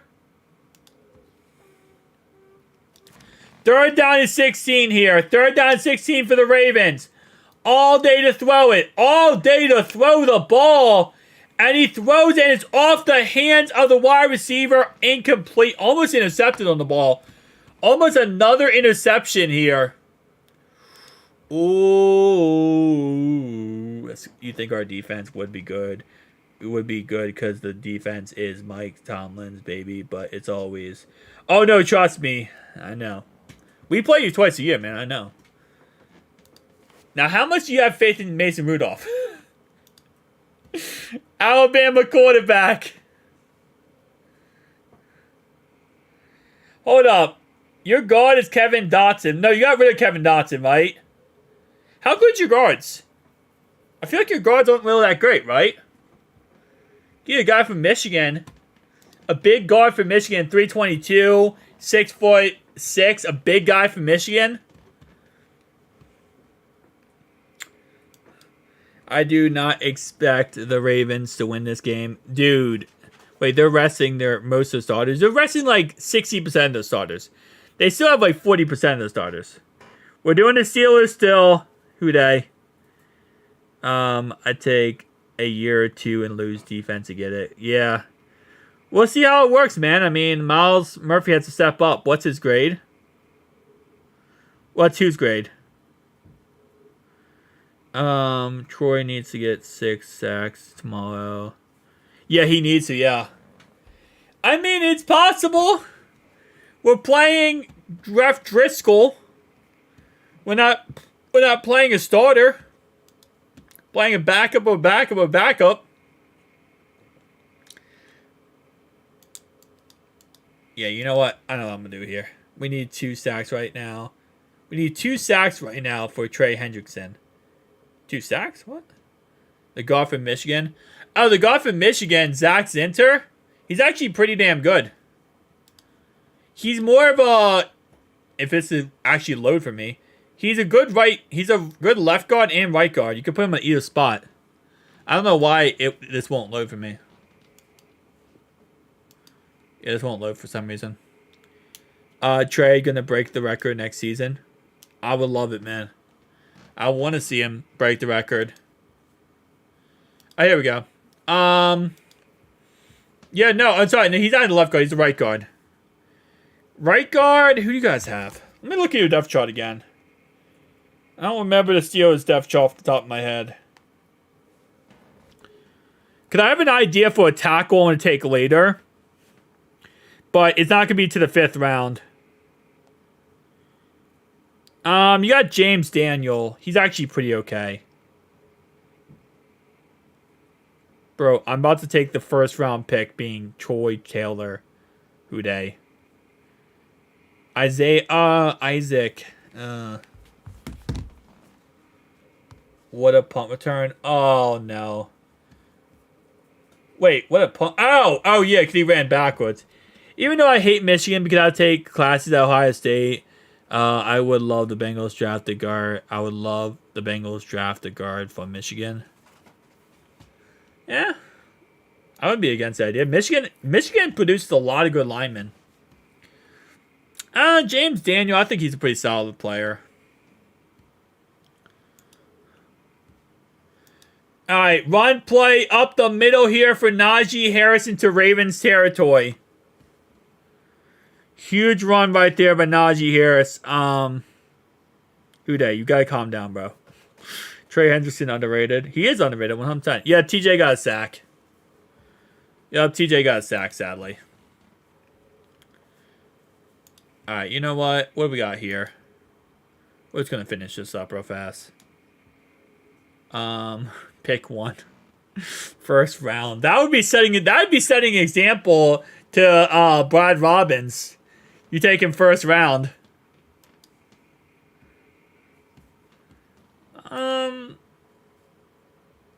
It's just this. He's unpolished. He's unpolished, but he is a big guy. I'm taking Blake Fisher.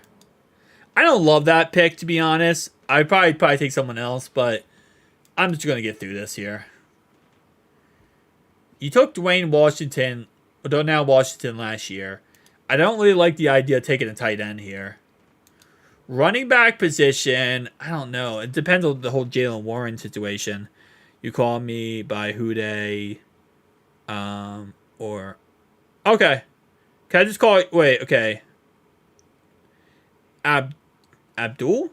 Who dey Abdul? Okay. I was just going to call you Fire, but okay. They didn't give TJ Watt in the stats. They didn't give him the sack in the stats, you said? Who's going to start for the Browns quarterback? They're starting Jeff Driscoll. Jeff Driscoll. Yeah, I don't know who I go. Yeah, I'm gonna go defensive line.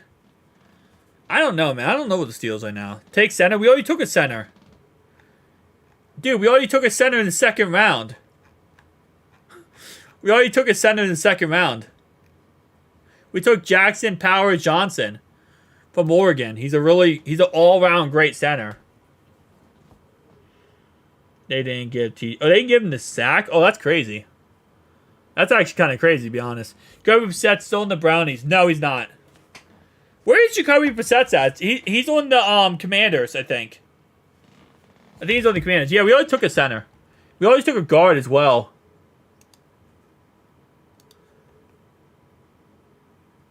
I just don't know your team as well as I know my team. That's my problem. Like, I know where I would go with my team, but the Steelers, I don't really know. And no, I think he's a good pick. And Mason Rudolph fumbles the ball, and it's recovered by the Steelers. So they go 3 and out. They also go 3 and out. All right, we're going to finish this off here. I'm going with a guard. Another guard as backup. And I'm finishing this off. Hang on, I know what I'm doing here, boys. This one's for Who Dey highlights.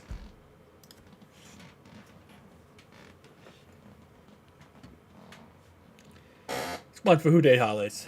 Need def that out OC. Offensive coach. Are they gonna grade my? Are they actually gonna grade this? They need at least 2 sacks in this game. Trey needs a lot more sacks. If he wants to break the record, he needs like 7 sacks. So they gave me an A- for the corner. They gave me a C for the center, a B+ for the safety. They gave me a B- for the tackle, C+ for the defensive lineman, B- for the guard, and a C for the punter. And I got a B overall grade. There's my Pittsburgh Steelers mock draft, okay? Don't say I didn't do anything nice for the Steelers. Don't ever say I didn't do nothing nice for the Steelers, okay? I gave the Steelers a mock draft. I don't like it. Alright, did he get the sack or not? Let me check this. Team stats. Scoring, plays.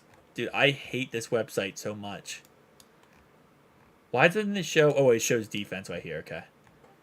So, TJ Watt. Yeah, he got the sack. What are you talking about? TJ Watt got the sack. B is not bad. Yeah, no, B is pretty good. And if I didn't take the punter, I probably would have gotten a B+. If I didn't take the punter, I probably would have gotten a B+. TJ Watt is he got 1 sack today. Who Dey highlights, man. They counted it. Tell my Steelers friend that you were you were mean about the Steelers. I'm always mean about the Squealers. I hate the Squealers. Arnold sucks. He isn't gonna get drafted round 1. Hey man, we'll see. The guy who they has waffling. We need a punter. Presley Harvin sucks. He does actually low key, but I don't know who you're gonna draft. He punted the ball 39 yards. Holy crap! We complain about Brad Robbins, although it is kind of like a monsoon right now in Baltimore. But still, we complain about Brad Robbins. This guy punted the ball 39 yards. That's crazy, bro. Are you doing play calling for all? Yeah, I'm doing all the playoff games. And I'll be a lot more hyped in the playoff games that will in this game, I promise. This game is not a good example. It's just, this is AFC North football. So I'm preparing myself for a double overtime game, okay? It said it was 30. What did it say? It said it was 39 yards, according to this right here. Harvin punts 39 yards. It said 39. Huber needs to come back to the league. Brad Robbins isn't. I don't think Huber was really the answer, though, either, man. And Huber got injured, too. 2nd and 8 here. 2nd and 8 after a 2-yard run by the Ravens. Down to the Ravens' 23-yard line. Going to go and be a run play up the middle for Gus Edwards. And he gets back to the line of scrimmage. And it's going to bring up 3rd down and 8. The fact that we might not have another score until the 4th quarter with 5 minutes to go. Said it was 29. I don't know, though. Well, Twitter's stupid. Don't listen to Twitter, man. You know Twitter. Twitter is like the cesspool of people who just say stuff to say stuff. 3rd down and 7. He gained 1 yard on the play. He gained 1 yard.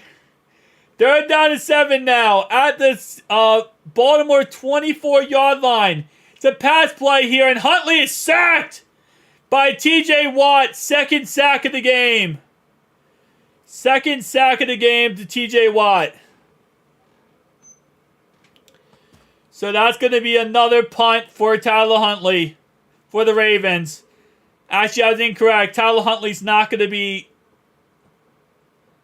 That's Morgan Moses. That's the Ravens starting right tackle, by the way. That's the Ravens starting right tackle. So for people who are saying the Ravens aren't starting their starters, that's their starting tackle, that's their starting center, and that's their starting left tackle. I'm sorry, left guard, not left tackle. So they're starting their starters, guys. Like, they're not putting in backups, man. They're really not. Best linebacker in the league. Yeah, he's amazing, man. Him and Myles Garrett are the best in the league, and they play in the same division. Is that freaking crazy or what? At least half a sack. No, I think he got a full sack right there.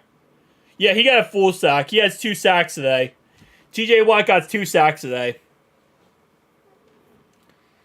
So, guys, when do you think the next time someone scores in this game is? I'm going to guess the fourth quarter with 2:55 to go in the game. I'm going to guess fourth quarter, 2:55 to go in the game. Malik Cunningham is 4th string. That's insane. He just, he needs to go back to the Pats. Dude, the only reason why he was on the Pats was because Bill Belichick wants to have Lamar Jackson so bad. And he saw a mobile quarterback in Malik Cunningham and said, you know what? Give him a chance. Give him a chance. And then he couldn't throw the ball. And he said, all right, he's not Lamar Jackson. Cut him. Third quarter, 3:30. There is no way. There is no way someone scores in this third quarter. There is no way someone scores in this third quarter. I refuse to admit that someone can score in the third quarter. This is not a third quarter scorer type of game. As soon as somebody's going to score is fourth quarter. As soon as I'll give you is fourth quarter with 15 minutes to go in the game. Beginning the fourth quarter is as soon as I'll give you. I can't give you any more than that. I wouldn't be surprised right now if the Steelers run a 5-minute drive and punt the ball. And then the Ravens get the ball back and they run a 5-minute drive and punt the ball. And then the Steelers get the ball back and they kick a field goal. And we finish this game off 10-7. Steelers win. Fourth quarter, 13:34 to go. At what point do they just let Justin Tucker attempt 70-yard field goals in the rain? At what point do they just put Justin Tucker out there and say, Tuck, can you kick a 70-yard field goal? At some point they need to. Should draft TJ Watt. Should have drafted T. Hey man, he was the 30th pick in the first round. Everyone missed out on him. It's like Aaron Donald, you could say like, well, he was a top 10 pick. TJ Watt was his 30th pick, man. Same thing with Lamar Jackson, though. Everyone had a chance at Lamar. Everyone had a chance at TJ Watt. First and 10 now at the Steelers' 34-yard line. It's a run play up the middle, and Najee Harris is going to get a first down and some. Gain of around 11 yards on the play. It's going to bring up first and 10 now at the Steelers' 45-yard line.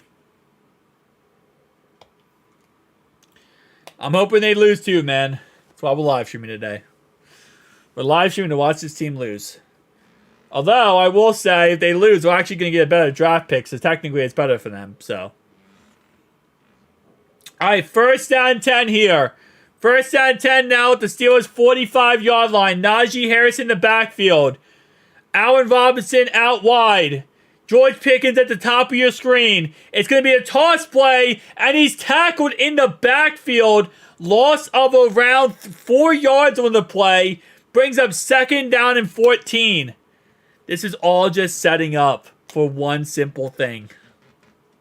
This is all setting up to run the ball 2 more times and punt the ball. Bold prediction. A new field goal record will be next season by Money Max for 67 yards.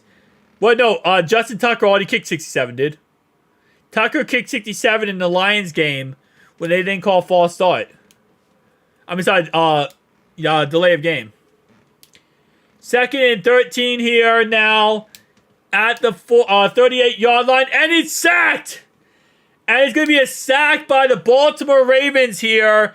It's going to be a sack by Trenton Simpson. Trenton Simpson is a 4th-round pick for the... wait, is this not the Trenton Simpson I'm thinking about? Yeah, this is a 4th-round pick. 4th-round pick out of Clemson for the Baltimore Ravens. Bold prediction, Brock Bowers. I would love to see Brock Bowers go to the Bengals. But I think we need a tackle, to be honest. I really think we do. I'm not upset we're drafting in the middle of the pack because that's usually where the gems are. That's true. No, that was 66. Oh, that was 66? I thought it was 67. 3rd and 20 here. A screen pass to Jalen Warren. He slips and falls. Nobody's going to score in this damn game. Guys, they're going to tie. Hey, guys, they're going to tie, right? So, who thinks they're going to tie? Say in the chat, who thinks they're going to tie? I think they tie. I'm using CBS Sports because, sadly, I'm using CBS Sports because ESPN isn't working right now. ESPN wasn't working. But I tried to do it earlier. Hang on, hold up. Oh, okay. He attempted a 67-yard field goal. Tucker did, but he missed it in Jacksonville. Let me see if ESPN is working. Alright, I'm going to try to see if it's ESPN's working. They weren't working earlier. Oh, it's working now. Awesome. Yeah, the Gamecast wasn't working earlier. Now it's working.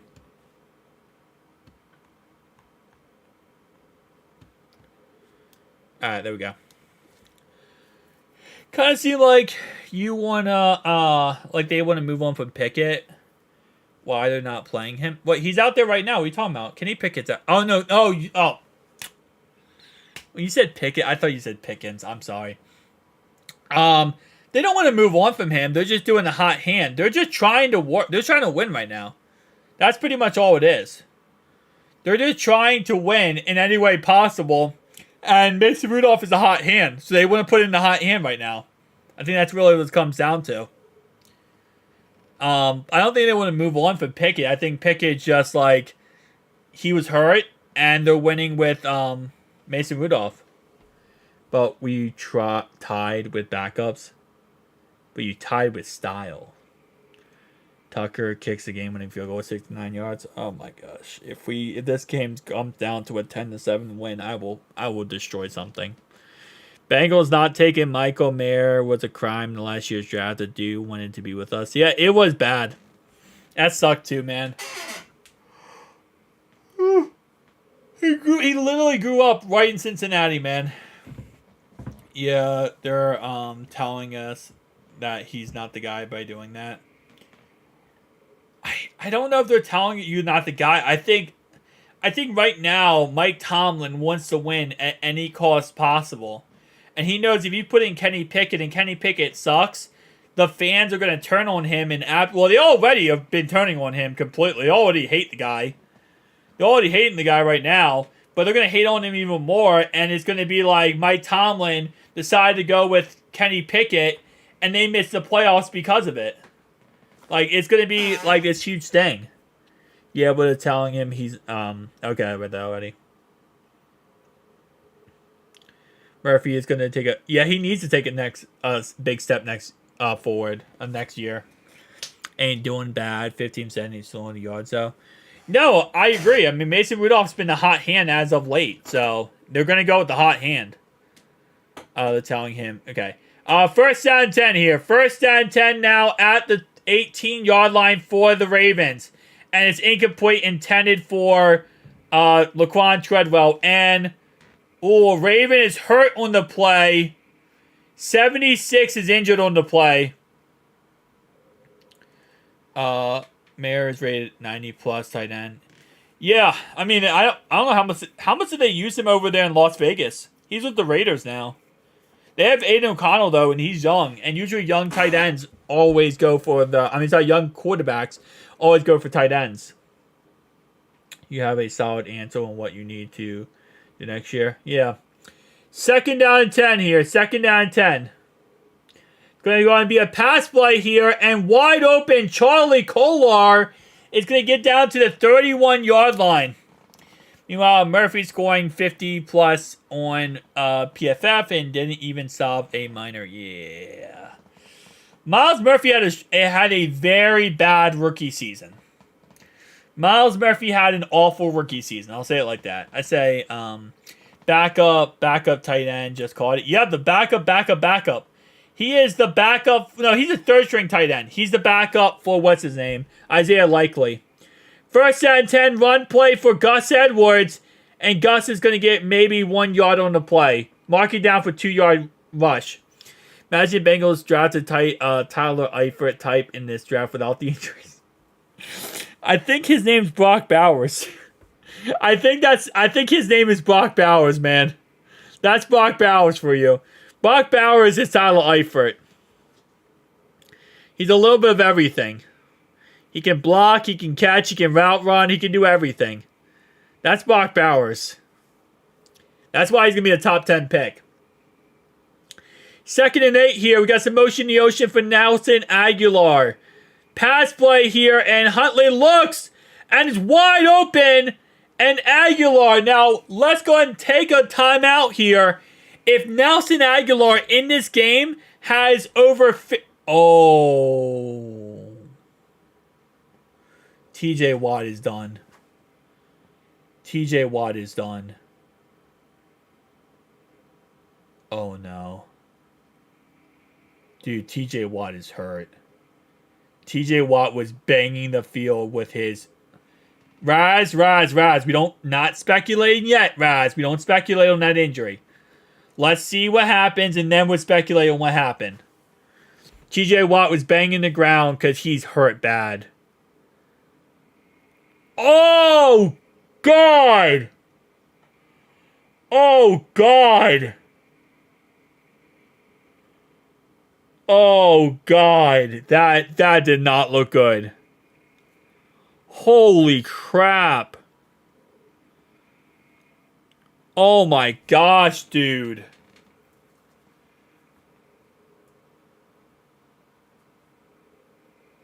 Yeah, he gets hurt a lot, but man, that did not look good. Well, that's... Yeah, I don't think he's coming back for this game. I definitely don't think he's coming back for this game. I guess we'll see, though. It's always bad when someone is banging. Yeah. Well, I think it's a combination of two things. One thing, I think it's because it's probably the pain, but it's also like the fact that he wanted to get the sack. He wanted to get the sack total, I feel like. So it's also probably a little bit of that too, you know. He's a competitor. So he doesn't want to leave the game. He doesn't want to lose this game. And he knows leaving this game is going to give the Ravens such an advantage. So it's like a combination of everything. He's being helped off the field right now. Okay, he's walking with some assistance, which is good. Rose, injury... Yeah, 100%, Raz. 100%. Alright, so it's going to be a run play for Gus Edwards, and he gets to almost midfield here, down to the 49-yard line, gain of about 1 yard. Yeah, unfortunately, he's not coming back this season.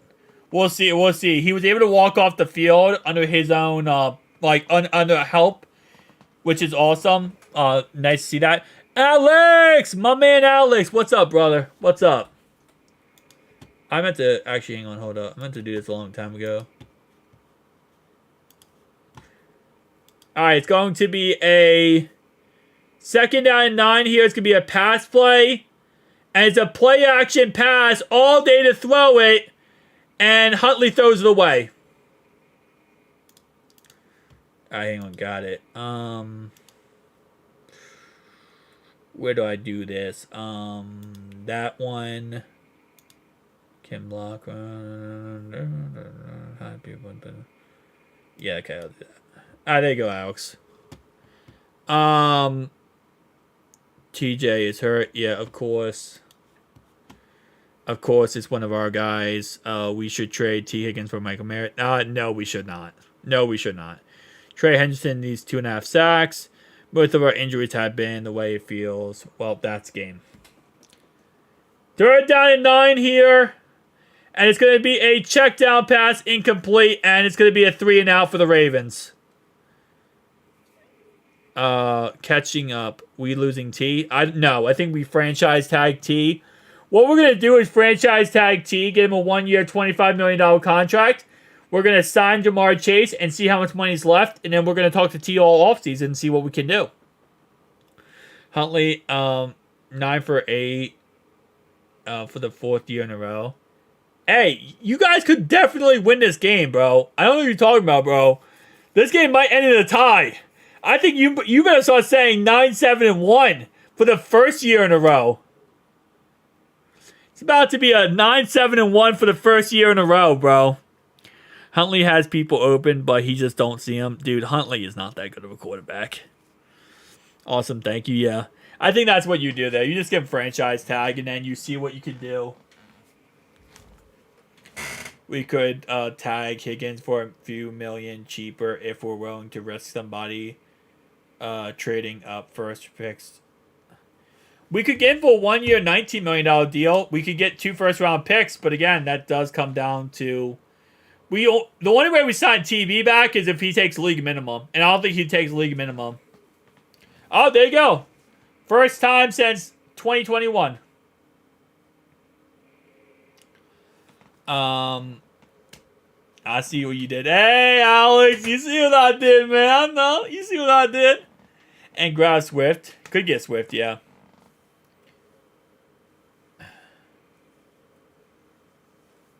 But keep in mind, if a team gives us 2 first-round picks, we can match his offer and just give him what another team's giving him. And then that other team is pretty much doing all work for us. And TJ Watt's going to the locker room. But he's walking on his own power. That's positive. TJ is going to the locker room and walking on his own power. And it's going to be a run play by Najee Harris. Yeah, he's walking on his own power. He's not getting any help. So it's definitely it's not a torn ACL. He's not back. He's going to the locker room. He's questionable return for this game. But it's not a torn ACL. You have him mod. Yeah. I meant to mod Alex a long time ago. That's why. And on 3rd and 1, first touch of the game for a first down for George Pickens. Pickens got his first rush of the game, and it's going to be a run for a couple yards. It's still 7-7. Yeah, man. Non-exclusive tag. I mean, yeah, you get 2 first-round picks. At the end of the day, if you want to keep T, you get another team to go out there and make the contract offer for you. You have them negotiate on your behalf pretty much, and you just, tag them. All right, so now the Ravens guy is hurt. Geno Stone is hurt. Oh, that's a huge loss. Of course, Alex. Oh, that's a huge loss for the Ravens. That's their starting safety. Geno Stone is, huge for the Ravens.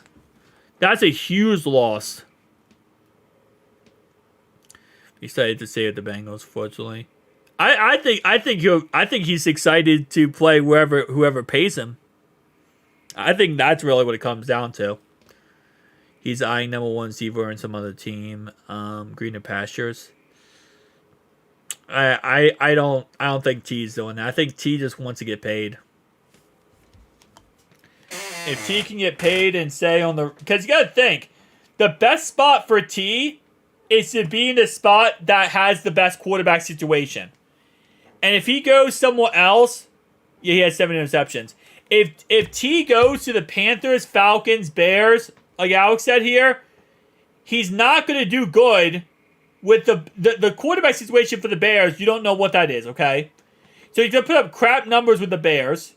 He's going to put up crap numbers with the Falcons and probably crap numbers with the Panthers. So, while yes, you could go there and get a big payday, you're not going to be successful. So then you get what? Maybe one contract and you're done? It depends on what T wants to do, man. Really. T is going to be a Texan would be fine. T at the Texans would be crazy, man. That would be actually crazy. Got an ad, frick. What's up, Crocs, man? What's up, bro? Welcome to the game. We haven't had a score since the middle of the second quarter. We haven't had a score since the middle of the second quarter. Hurst is dealing with the same thing. Yeah. Wait, you talking about Hayden Hurst? Well, he's also hurt. Hayden Hurst right now has a really bad concussion. And he's like messed up right now. T as a Texan would be broken. That would not be fair.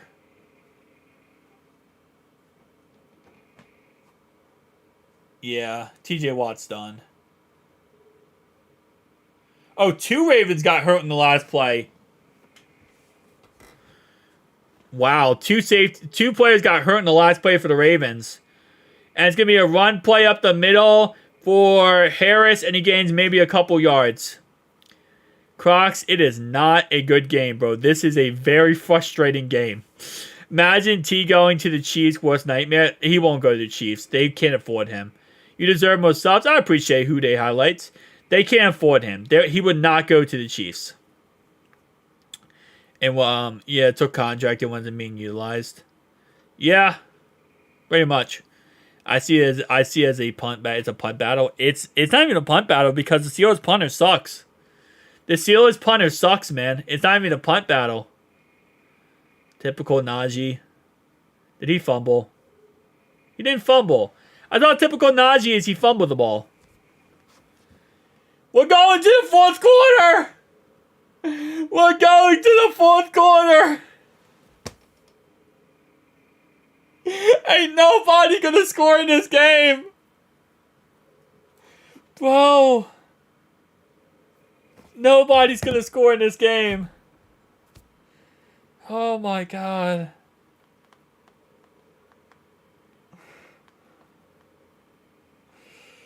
Oh my gosh. Could someone please score?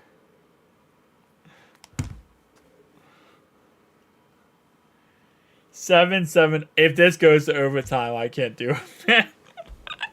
I can't do an overtime. I can't. Bro, I can't do a overtime. I can't do an overtime, man.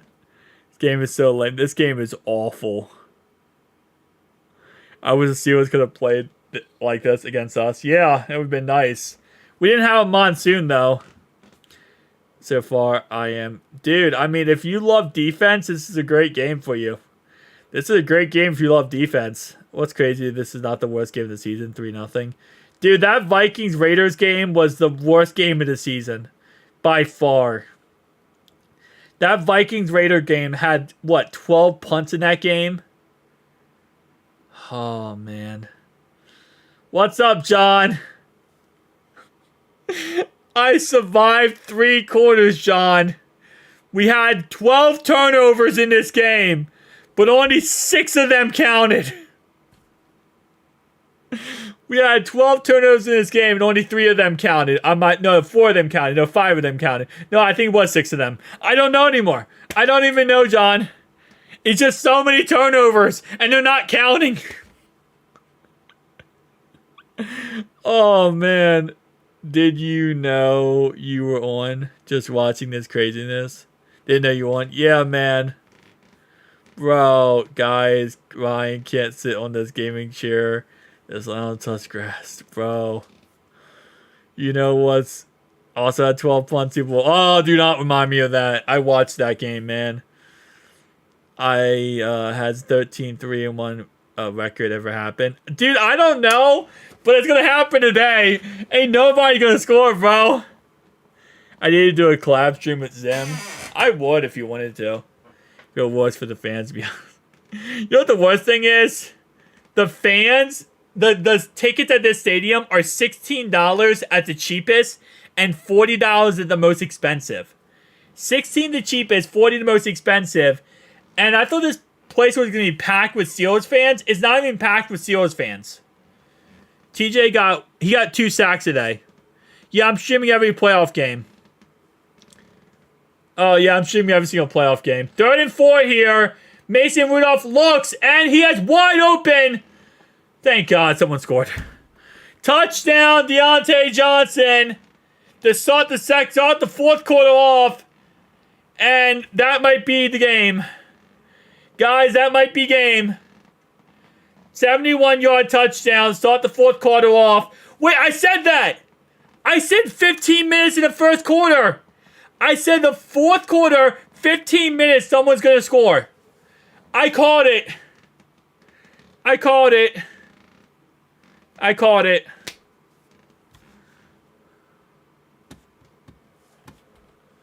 Hang on. Yeah, because we stuck lately. Just wait until we get good again. Hang on. Where are we looking at here? Here we go, guys. I got you.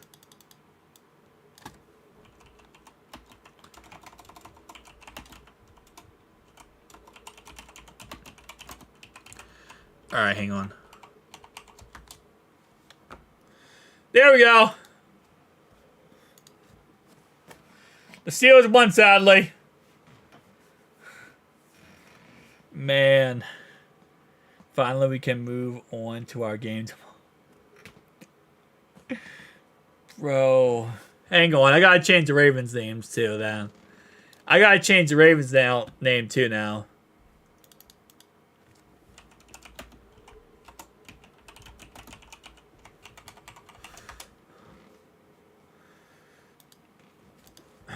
There we go. I guess now 13. Unless they score again. Yeah, they knocked out TJ Watt. Yeah, TJ Watt's out of this game.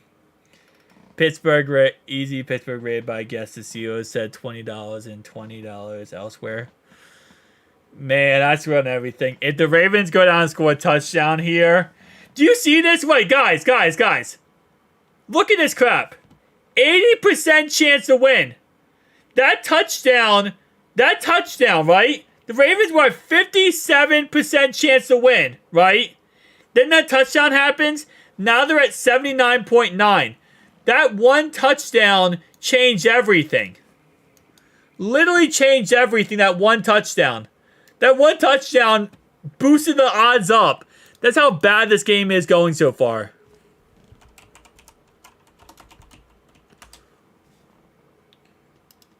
And I also gotta do this one real fast. Hang on. Squealers. Thank you, Alex. Thank you for the correction. Thank you for the correction. Our game is preseason. Can't wait for the overtime. Dude, if we get overtime, I don't know what I'll do with my life. I don't know what I'll do with my life if we get overtime. I jinxed. Dude, I called. I said 15 minutes in the 4th quarter, someone's going to score. This game's going to be Urinary Tree's best game easily.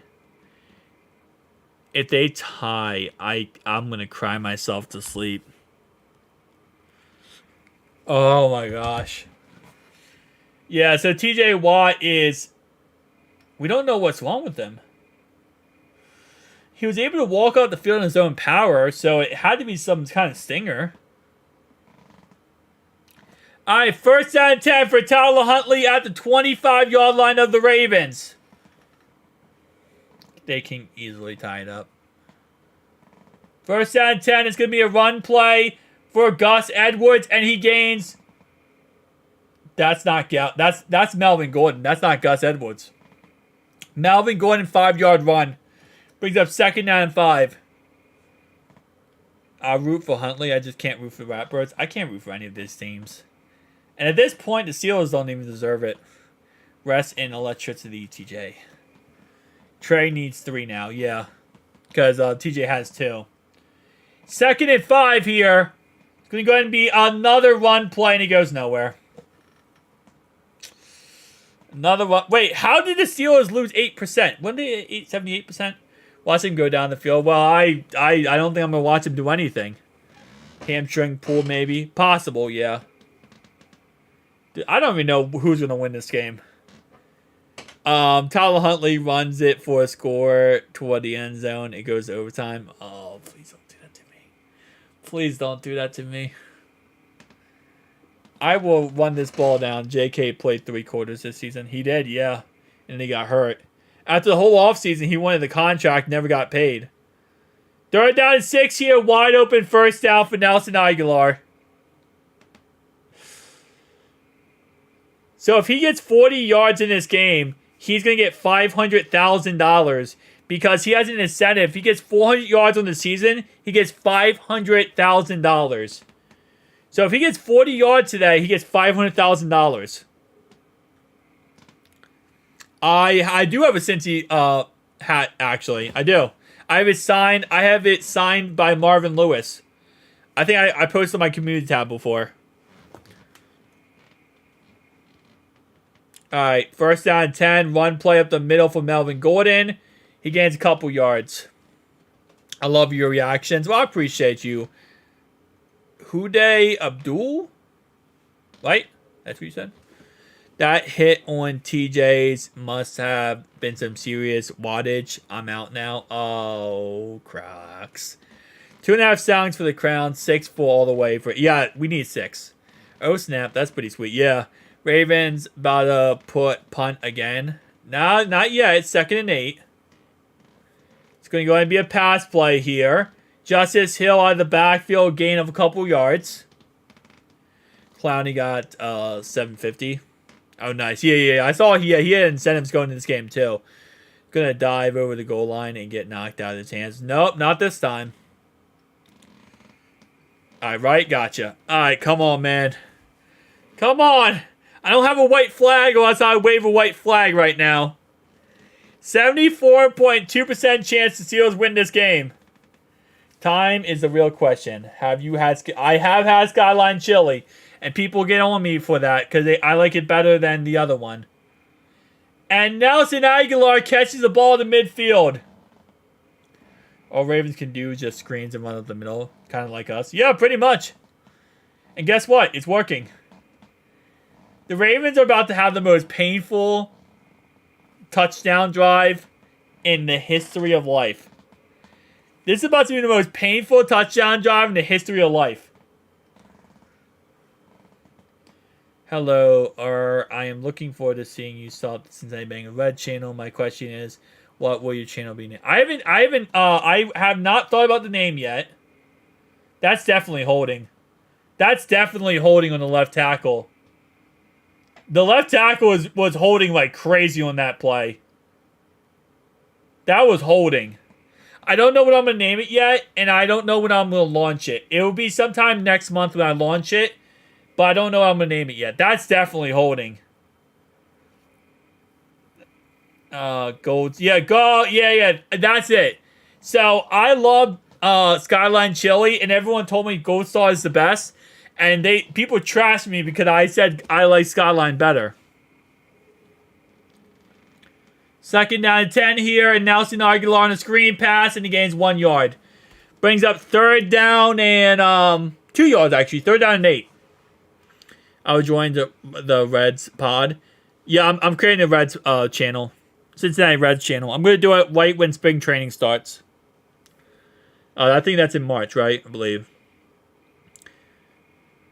I jinxed it. I mean, I cursed it. I mean, right now they're 3rd and 8, man. Yeah, the Reds get the number 2 overall pick in the draft. Yeah, nice. 3rd and 8 here, boys. 3rd and 8. Now Aguilar on the move. Pass play here, and he's looking, and he throws incomplete. Bounces short of Tylan Wallace. Little bit of contact. You could have called it. You could have called the contact, refs. They didn't call the contact. You should live stream for opening day with the new channel. I probably will, Alex. I probably will. Oh, man, that's so close, bro. So close to actually being completion.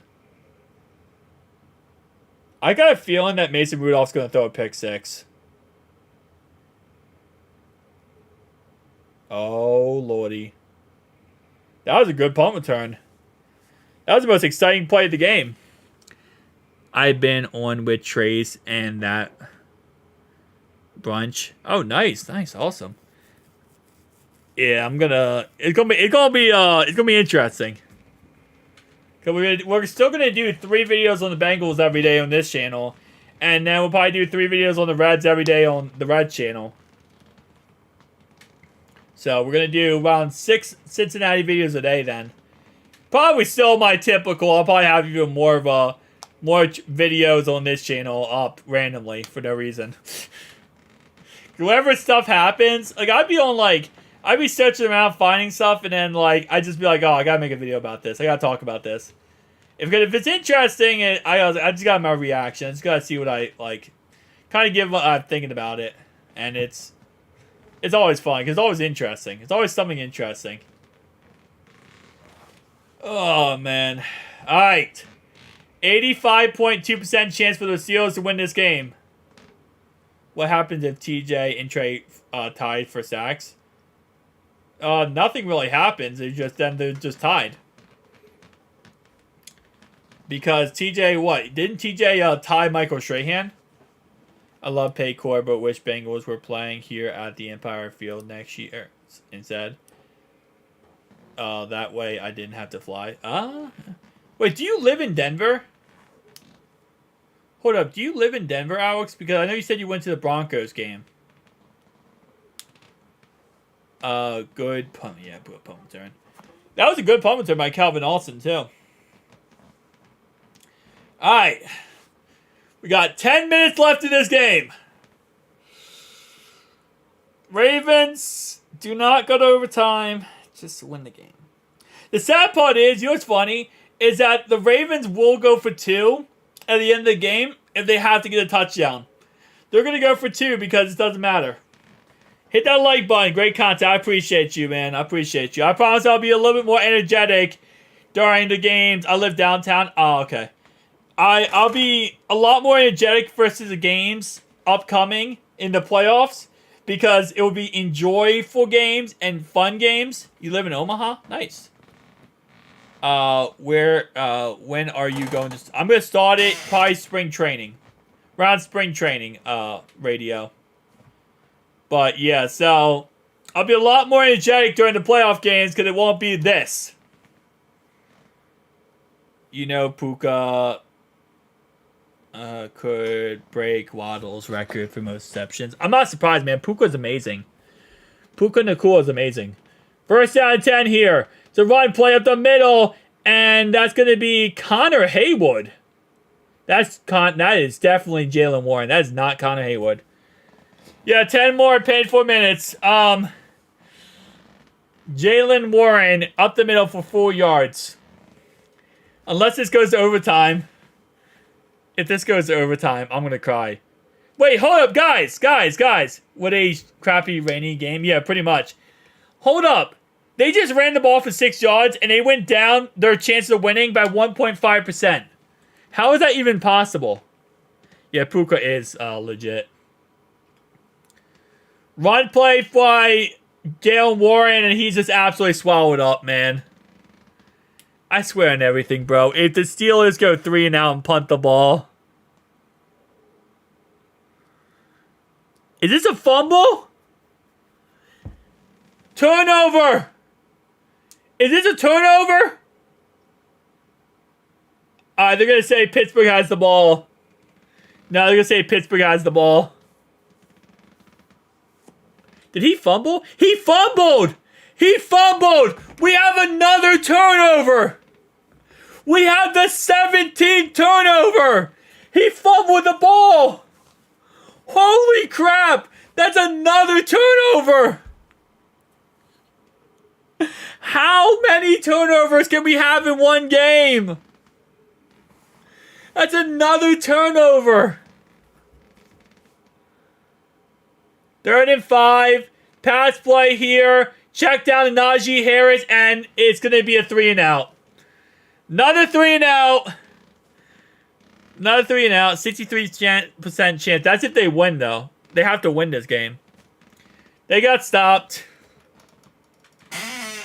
Oh, man. I know. I don't think they counted it because his forward progress stopped. I think his forward progress stopped or something. That was a good tackle by Robinson, the rookie. All right, man. 7:49 to go in the game. Ravens down by 7. And it's going to be not a punt dot. He tried so hard to get a punt dot there. How about challenges, things that I can't tell what he's trying to challenge, but doesn't challenge that. That is true, man. John challenges a lot of crap. He challenges a lot of crap. You might have called. Dude, I swear on everything, if this ends up being an overtime game, I'm going to scream. I don't know how I'm going to deal with an overtime game. Yeah, Pittsburgh has it. Whew. Man, alright. It's gonna be Ravens football. 7-14. Baltimore's winning. Wait, what? You're just saying they're gonna win in general. Watch this touchdown this drive. Dude, they're gonna go out and score a touchdown. Waste 7-minute drive, score a touchdown, go for 2 and not get it. I promise you. That's what's about to happen. About to go right down the field, get a touchdown, go for 2 and not get it. That's 1000% it. I'm about to cry myself to sleep. Because I gotta watch the Seals in the playoffs and they're gonna act like they're good. Here goes overtime, Lamar coming in. Imagine they go to overtime and Lamar Jackson comes in. So imagine they go to overtime and Lamar Jackson comes in. Oh, man. Dude, why? I swear on everything. YouTube Sunday Ticket. The one thing I love about the season ending is I don't have to watch YouTube Sunday Ticket anymore. Because instead of showing us actual commercials, all they say is enjoy the football, Zen. We'll be right back. And it's just hot dogs grilling on a grill. That's all it is. What type, like, I'd rather you show me a stupid ad than show me that crap. That is the example of how this game is going. Hot dogs grill on the grill. I'm watching hot dogs grill on the grill, and that's the game I'm watching. Trying to lose. They're not trying to do anything. They're worrying about the playoffs at this point, I guess. Tucker's playing, Alex. Tucker's playing. He's playing. They ain't the Lions. I get Wales. How are you watching? I'm watching it on YouTube Sunday Ticket. And their commercials are awful. Raven, Zach, and David Bell are similar. Ah, yeah. NFL Red Zone. Now I'm watching his YouTube Sunday Ticket. And it's so annoying. Alright, first and 10 now, the 20-yard line for the Ravens. A run play by Gus Edwards. Gus Edwards, gain of 7 yards on the run. Alright, come on. Yeah. Second down and 3 now. No huddle offense. And Gus Edwards fumbles the ball. Pittsburgh got it. And there's another fumble. Gus Edwards fumbles the ball and Steelers recover it.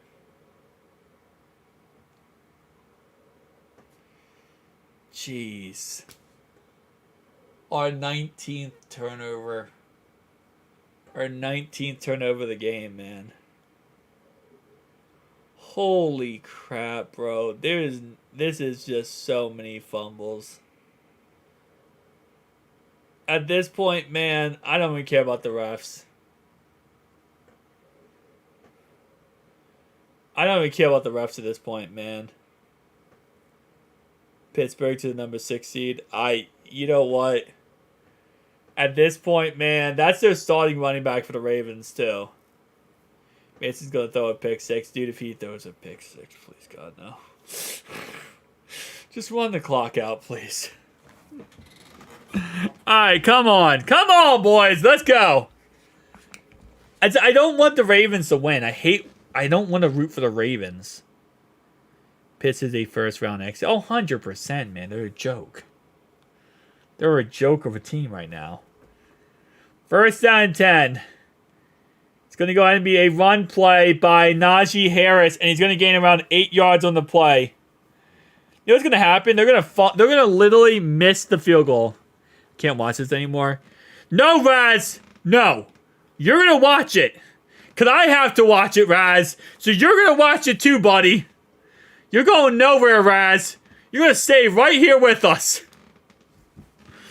Great first round exit, but I ain't happy for the playoffs for real. Dude, but Pittsburgh fans can be insufferable. They can be. But just remember, they're going to have a worse draft pick. 2nd and 1.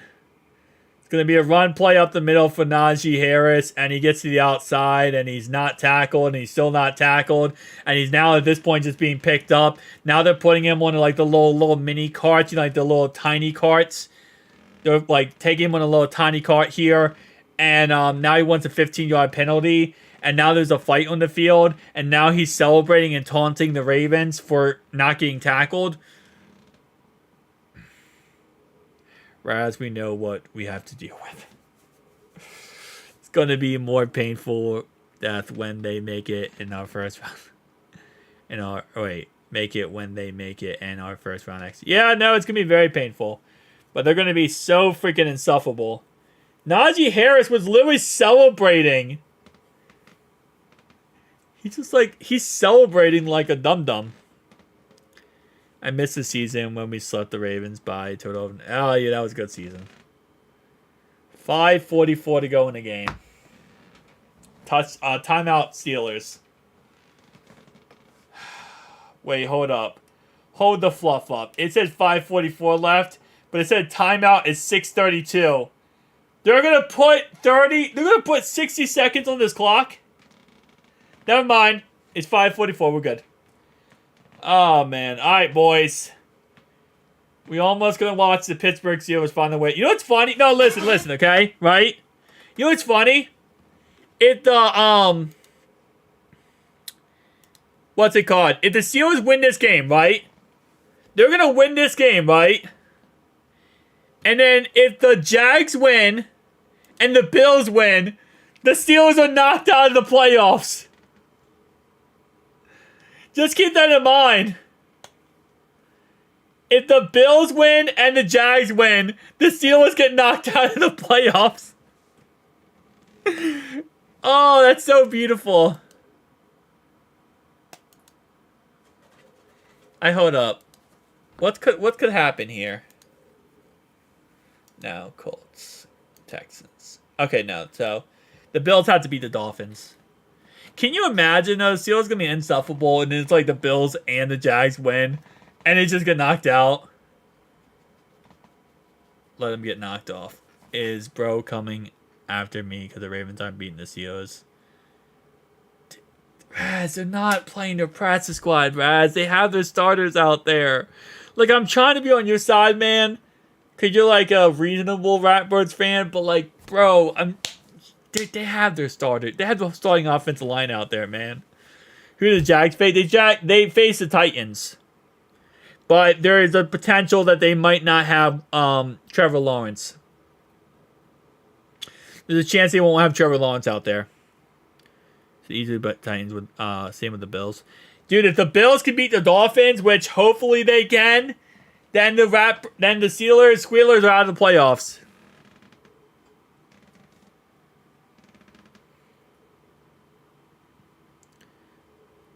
I'm not talking about you. No, I know you're not talking about me.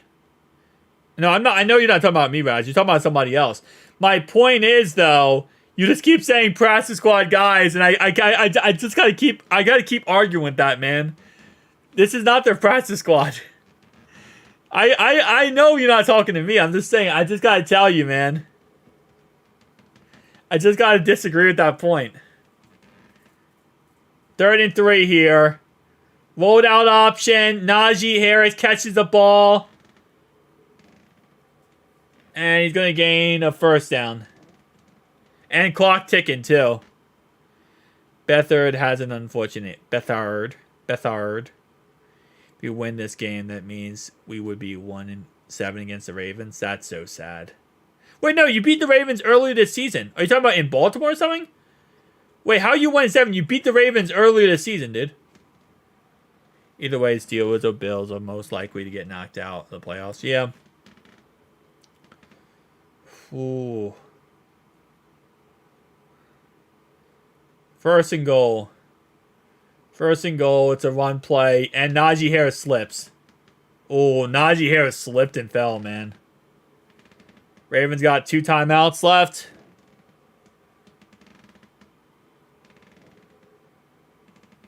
Dude, I cannot believe this game. We're 7-1 against the Ravens, I meant. Oh, okay, 7-1, okay. Yeah, the Steelers have owned the Ravens. Yeah, I'm also looking forward to winning tomorrow. Just for the fact of winning an AFC North game. Second and goal here. Run play up the middle, and it's going to be Najee Harris for a gain of maybe 3 or 4 yards. Third and goal. Raz, it's not going to happen, man. Don't. You can only put so much in the atmosphere, Raz. He wants it so bad, man. He wants it so bad. I feel bad for Raz.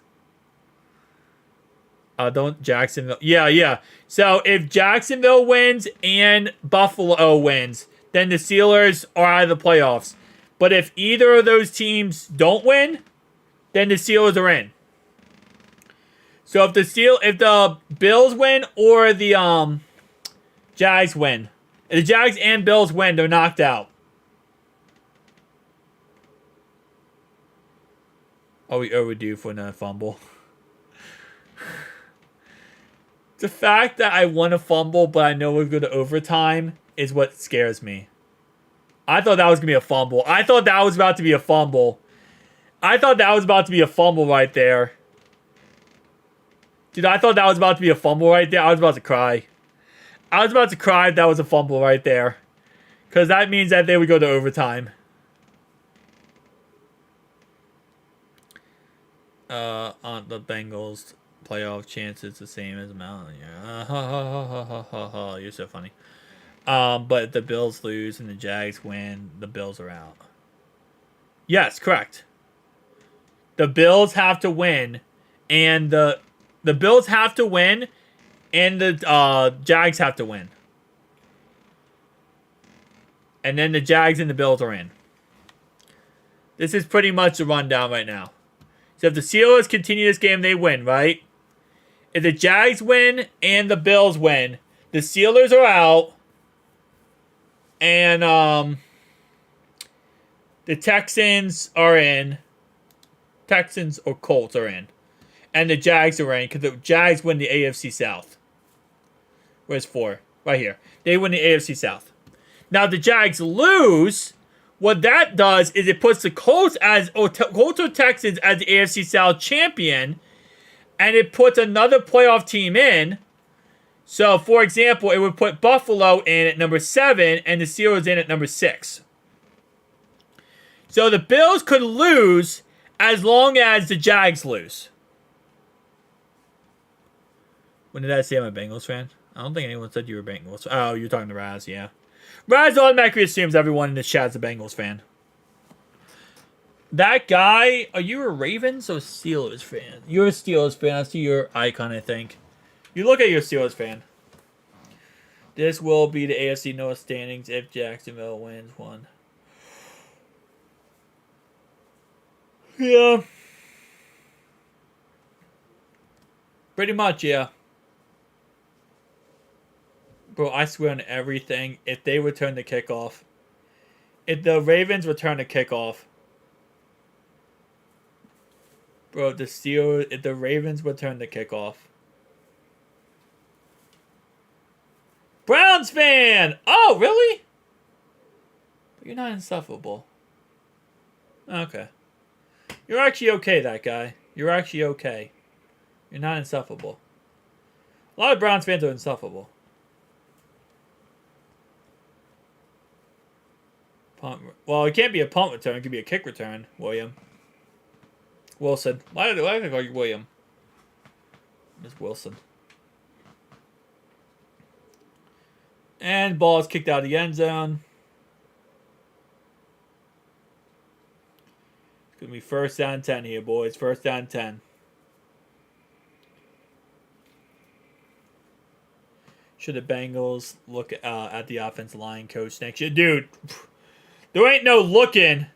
Frank Pollock is about to have his bags outside the front door after the season's over. Frank Pollock is about to be freaking thrown out of everything.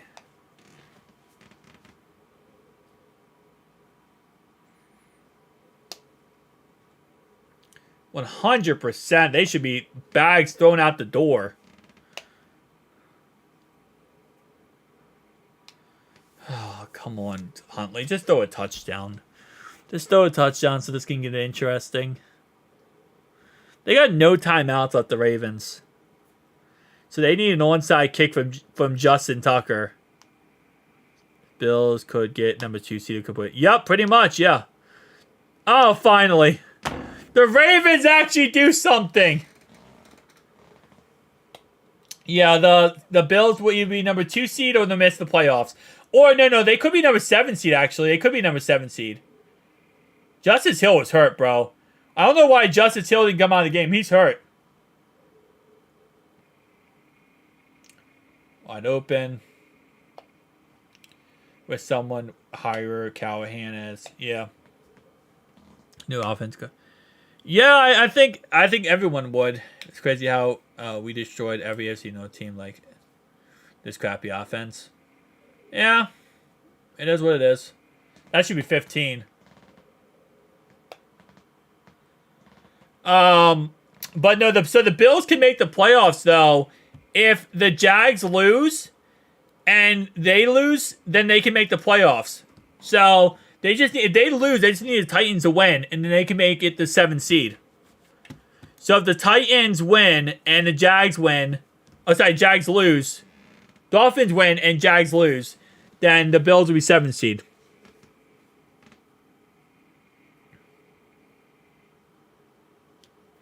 All right. The Bengals should hire Matt Cannon. No! JP, I will ban you myself, man. And you are an actual sufferable Squealer fan. And I will ban you myself. I will bring the ban hammer down on you, my man.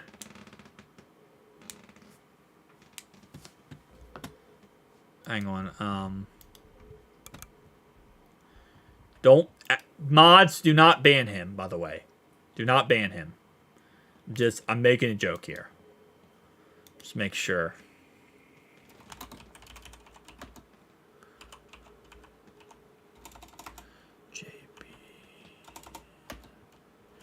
JPJ fan.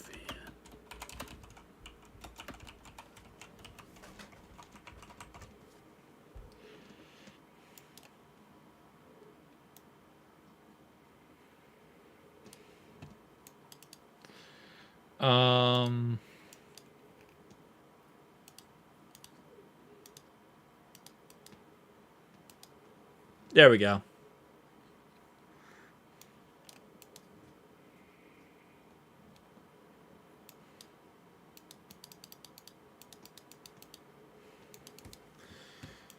All right, here we go. 4th and 1 here, and the Ravens looking. Take off running until Huntley gets a first down. The Bengals, met Canada last offseason and nobody listened. Yeah, so the Steelers need Jacksonville and Buffalo to lose because they got blown out by the Colts and Texans. Yep, pretty much. Ryan Tannehill is their quarterback. Wait, he is? I thought... No, wait. No, they have... No, it's not. They have Mayo Man, right? Isn't even CFL quality. They better bring it out of the field. Huntley was better last year. He was better last year, yeah. But that's because they had Greg Roman, and Greg Roman was a more run-first guy, and Huntley's more run-first anyway to win tonight, brother. They do need to win tonight. You are correct. It's because they could win the division if the Jags lose. The Jags lose and the Colts win tonight, they could win the division. Levis is out? Wait, then who is their starting quarterback? Is it Ryan? Is it actually Ryan Tannehill?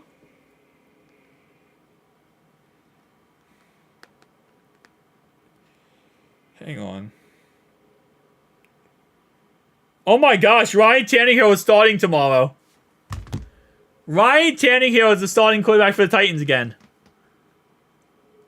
I thought they would go with Malik Willis or something, man. I thought they'd go with Malik Willis or something. Hey, man, that guy. See, that's why I like you, that guy. That's why I like you, that guy. May do better than Zach in the last 2 games.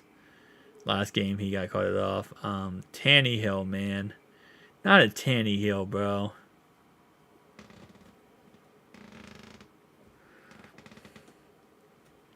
Colts need a win tonight. Yeah, they need a win and the Jags need to lose. But then that puts the Steelers in. Basically said...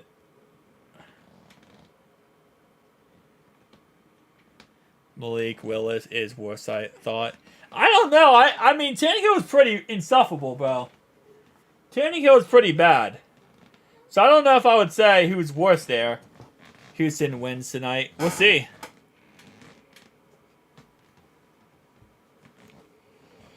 Would the Bengals be in the playoffs if... Yeah, 100%. 100%, yeah.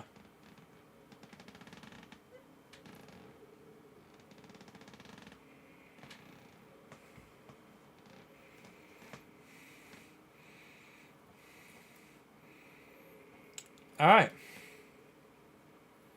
Tennessee is a dumpster fire. They are a dumpster fire, but Jacksonville might not have the starting quarterback, so Tyler Huntley takes off running. He gets more yards. And he tried to throw it. Hold up. Tyler Huntley tried to throw the ball when he got a first down. Did you see that, guys? He pump faked when he got a first down. He looked like he was about to try to throw the ball. With the Bengals defense, who knows? Yeah. No, I think with Joe, we would have at least been a playoff team. How everyone forgetting how Tennessee blew us out 27-3. That was so long ago, bro. That was so long ago. That is not the same team, man. That is so long ago. How are the Steelers going to allow them to score a touchdown here? Titans did blow us out, but we don't talk. That was so long ago, though. That's the thing. Like, teams change so much early in the season from to end to now. Because you think about it, the Titans blew us out, but then look at the Titans now. All right, Ravens, you got to score here, man. You got to score here. Huntley takes off running, throws back in the end zone, incomplete. Well, you can take a field goal here, technically.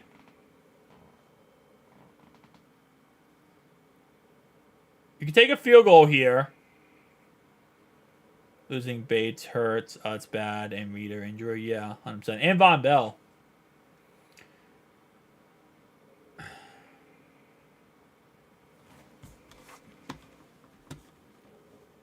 You can go for a field goal.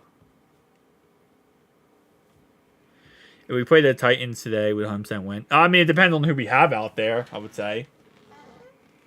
I don't think with Jake Browning. I think we would win it with Jake Browning, but I'm saying it would be a closer game. If we had Joe Burrow, it would be a lot easier.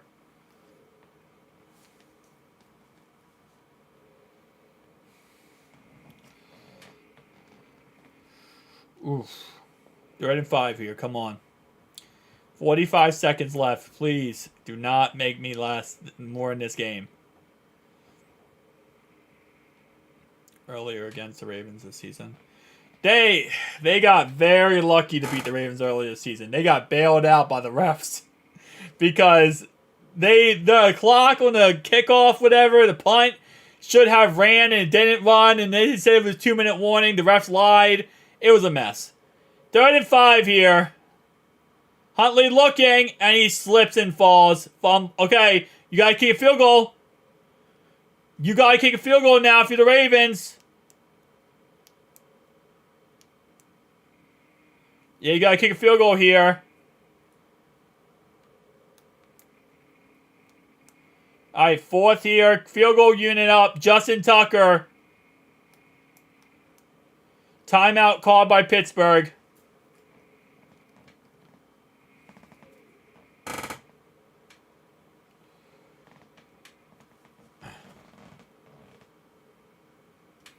Yeah, 100%. Kyle avoids the Steelers next year. It's possible. I mean, he's going to go wherever gives him the most money.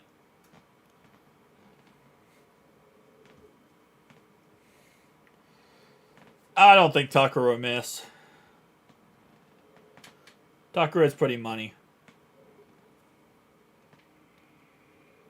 17-10. This score is familiar. Unless they get an onside kickback and then they get another touchdown. Now we're going to overtime. If we go to overtime, I swear on everything. If we go to overtime, I swear on everything.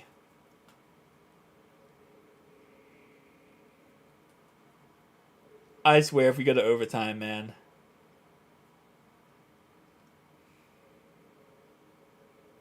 He made it. It's 17-10. Alright, I am getting away. I am not looking at the chat for this onside kick. I'm not looking at the chat for this onside kick. Okay? I'm not looking at the chat for the onside kick. Because I swear on everything, if someone tells me the onside kick happened, I'm going to cry. I'm going to watch the onside kick live, okay? I'm not going to walk on it on the chat. I'll look at the chat after the onside kick happens, okay? I promise. I'll look at the chat after the onside kick happens. Because I don't... Man, I don't... This onside kick cannot happen, bro. Man. Dude, all it takes is like a good balance, and this game's going to overtime. It takes a good balance, and this kick is going to overtime. Dude, I can't take an overtime game, man. I will cry myself to sleep. Alright, Tucker. Onside kick attempt. Oh, he doing the spinny spins. I do that in Madden all the time, actually. Alright, come on. I'm not looking at the chat, guys. Until the onside kick is done. They got it. Okay. That's game. Oh my gosh. Holy crap, bro. Oh my gosh, it's over. It's over, finally. It's finally over. Oh my god.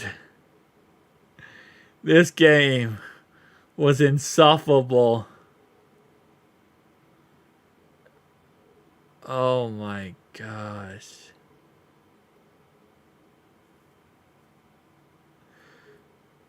I am just baffled. Alright, well, game's over. Steelers can make the playoffs if the Jags or the Bills lose.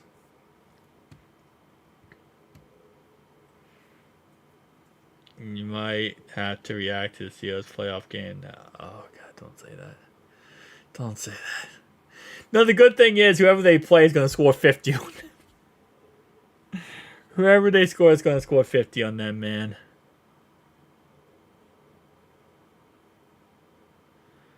Oh, my gosh. Guys, I can't believe this game was a game. Alright, guys. This is the Steelers starting unit, too. Alright. Now we need the Bills and Jags to win. JPJ fan, I don't know what just happened. Alright, guys. I'm gonna go sleep and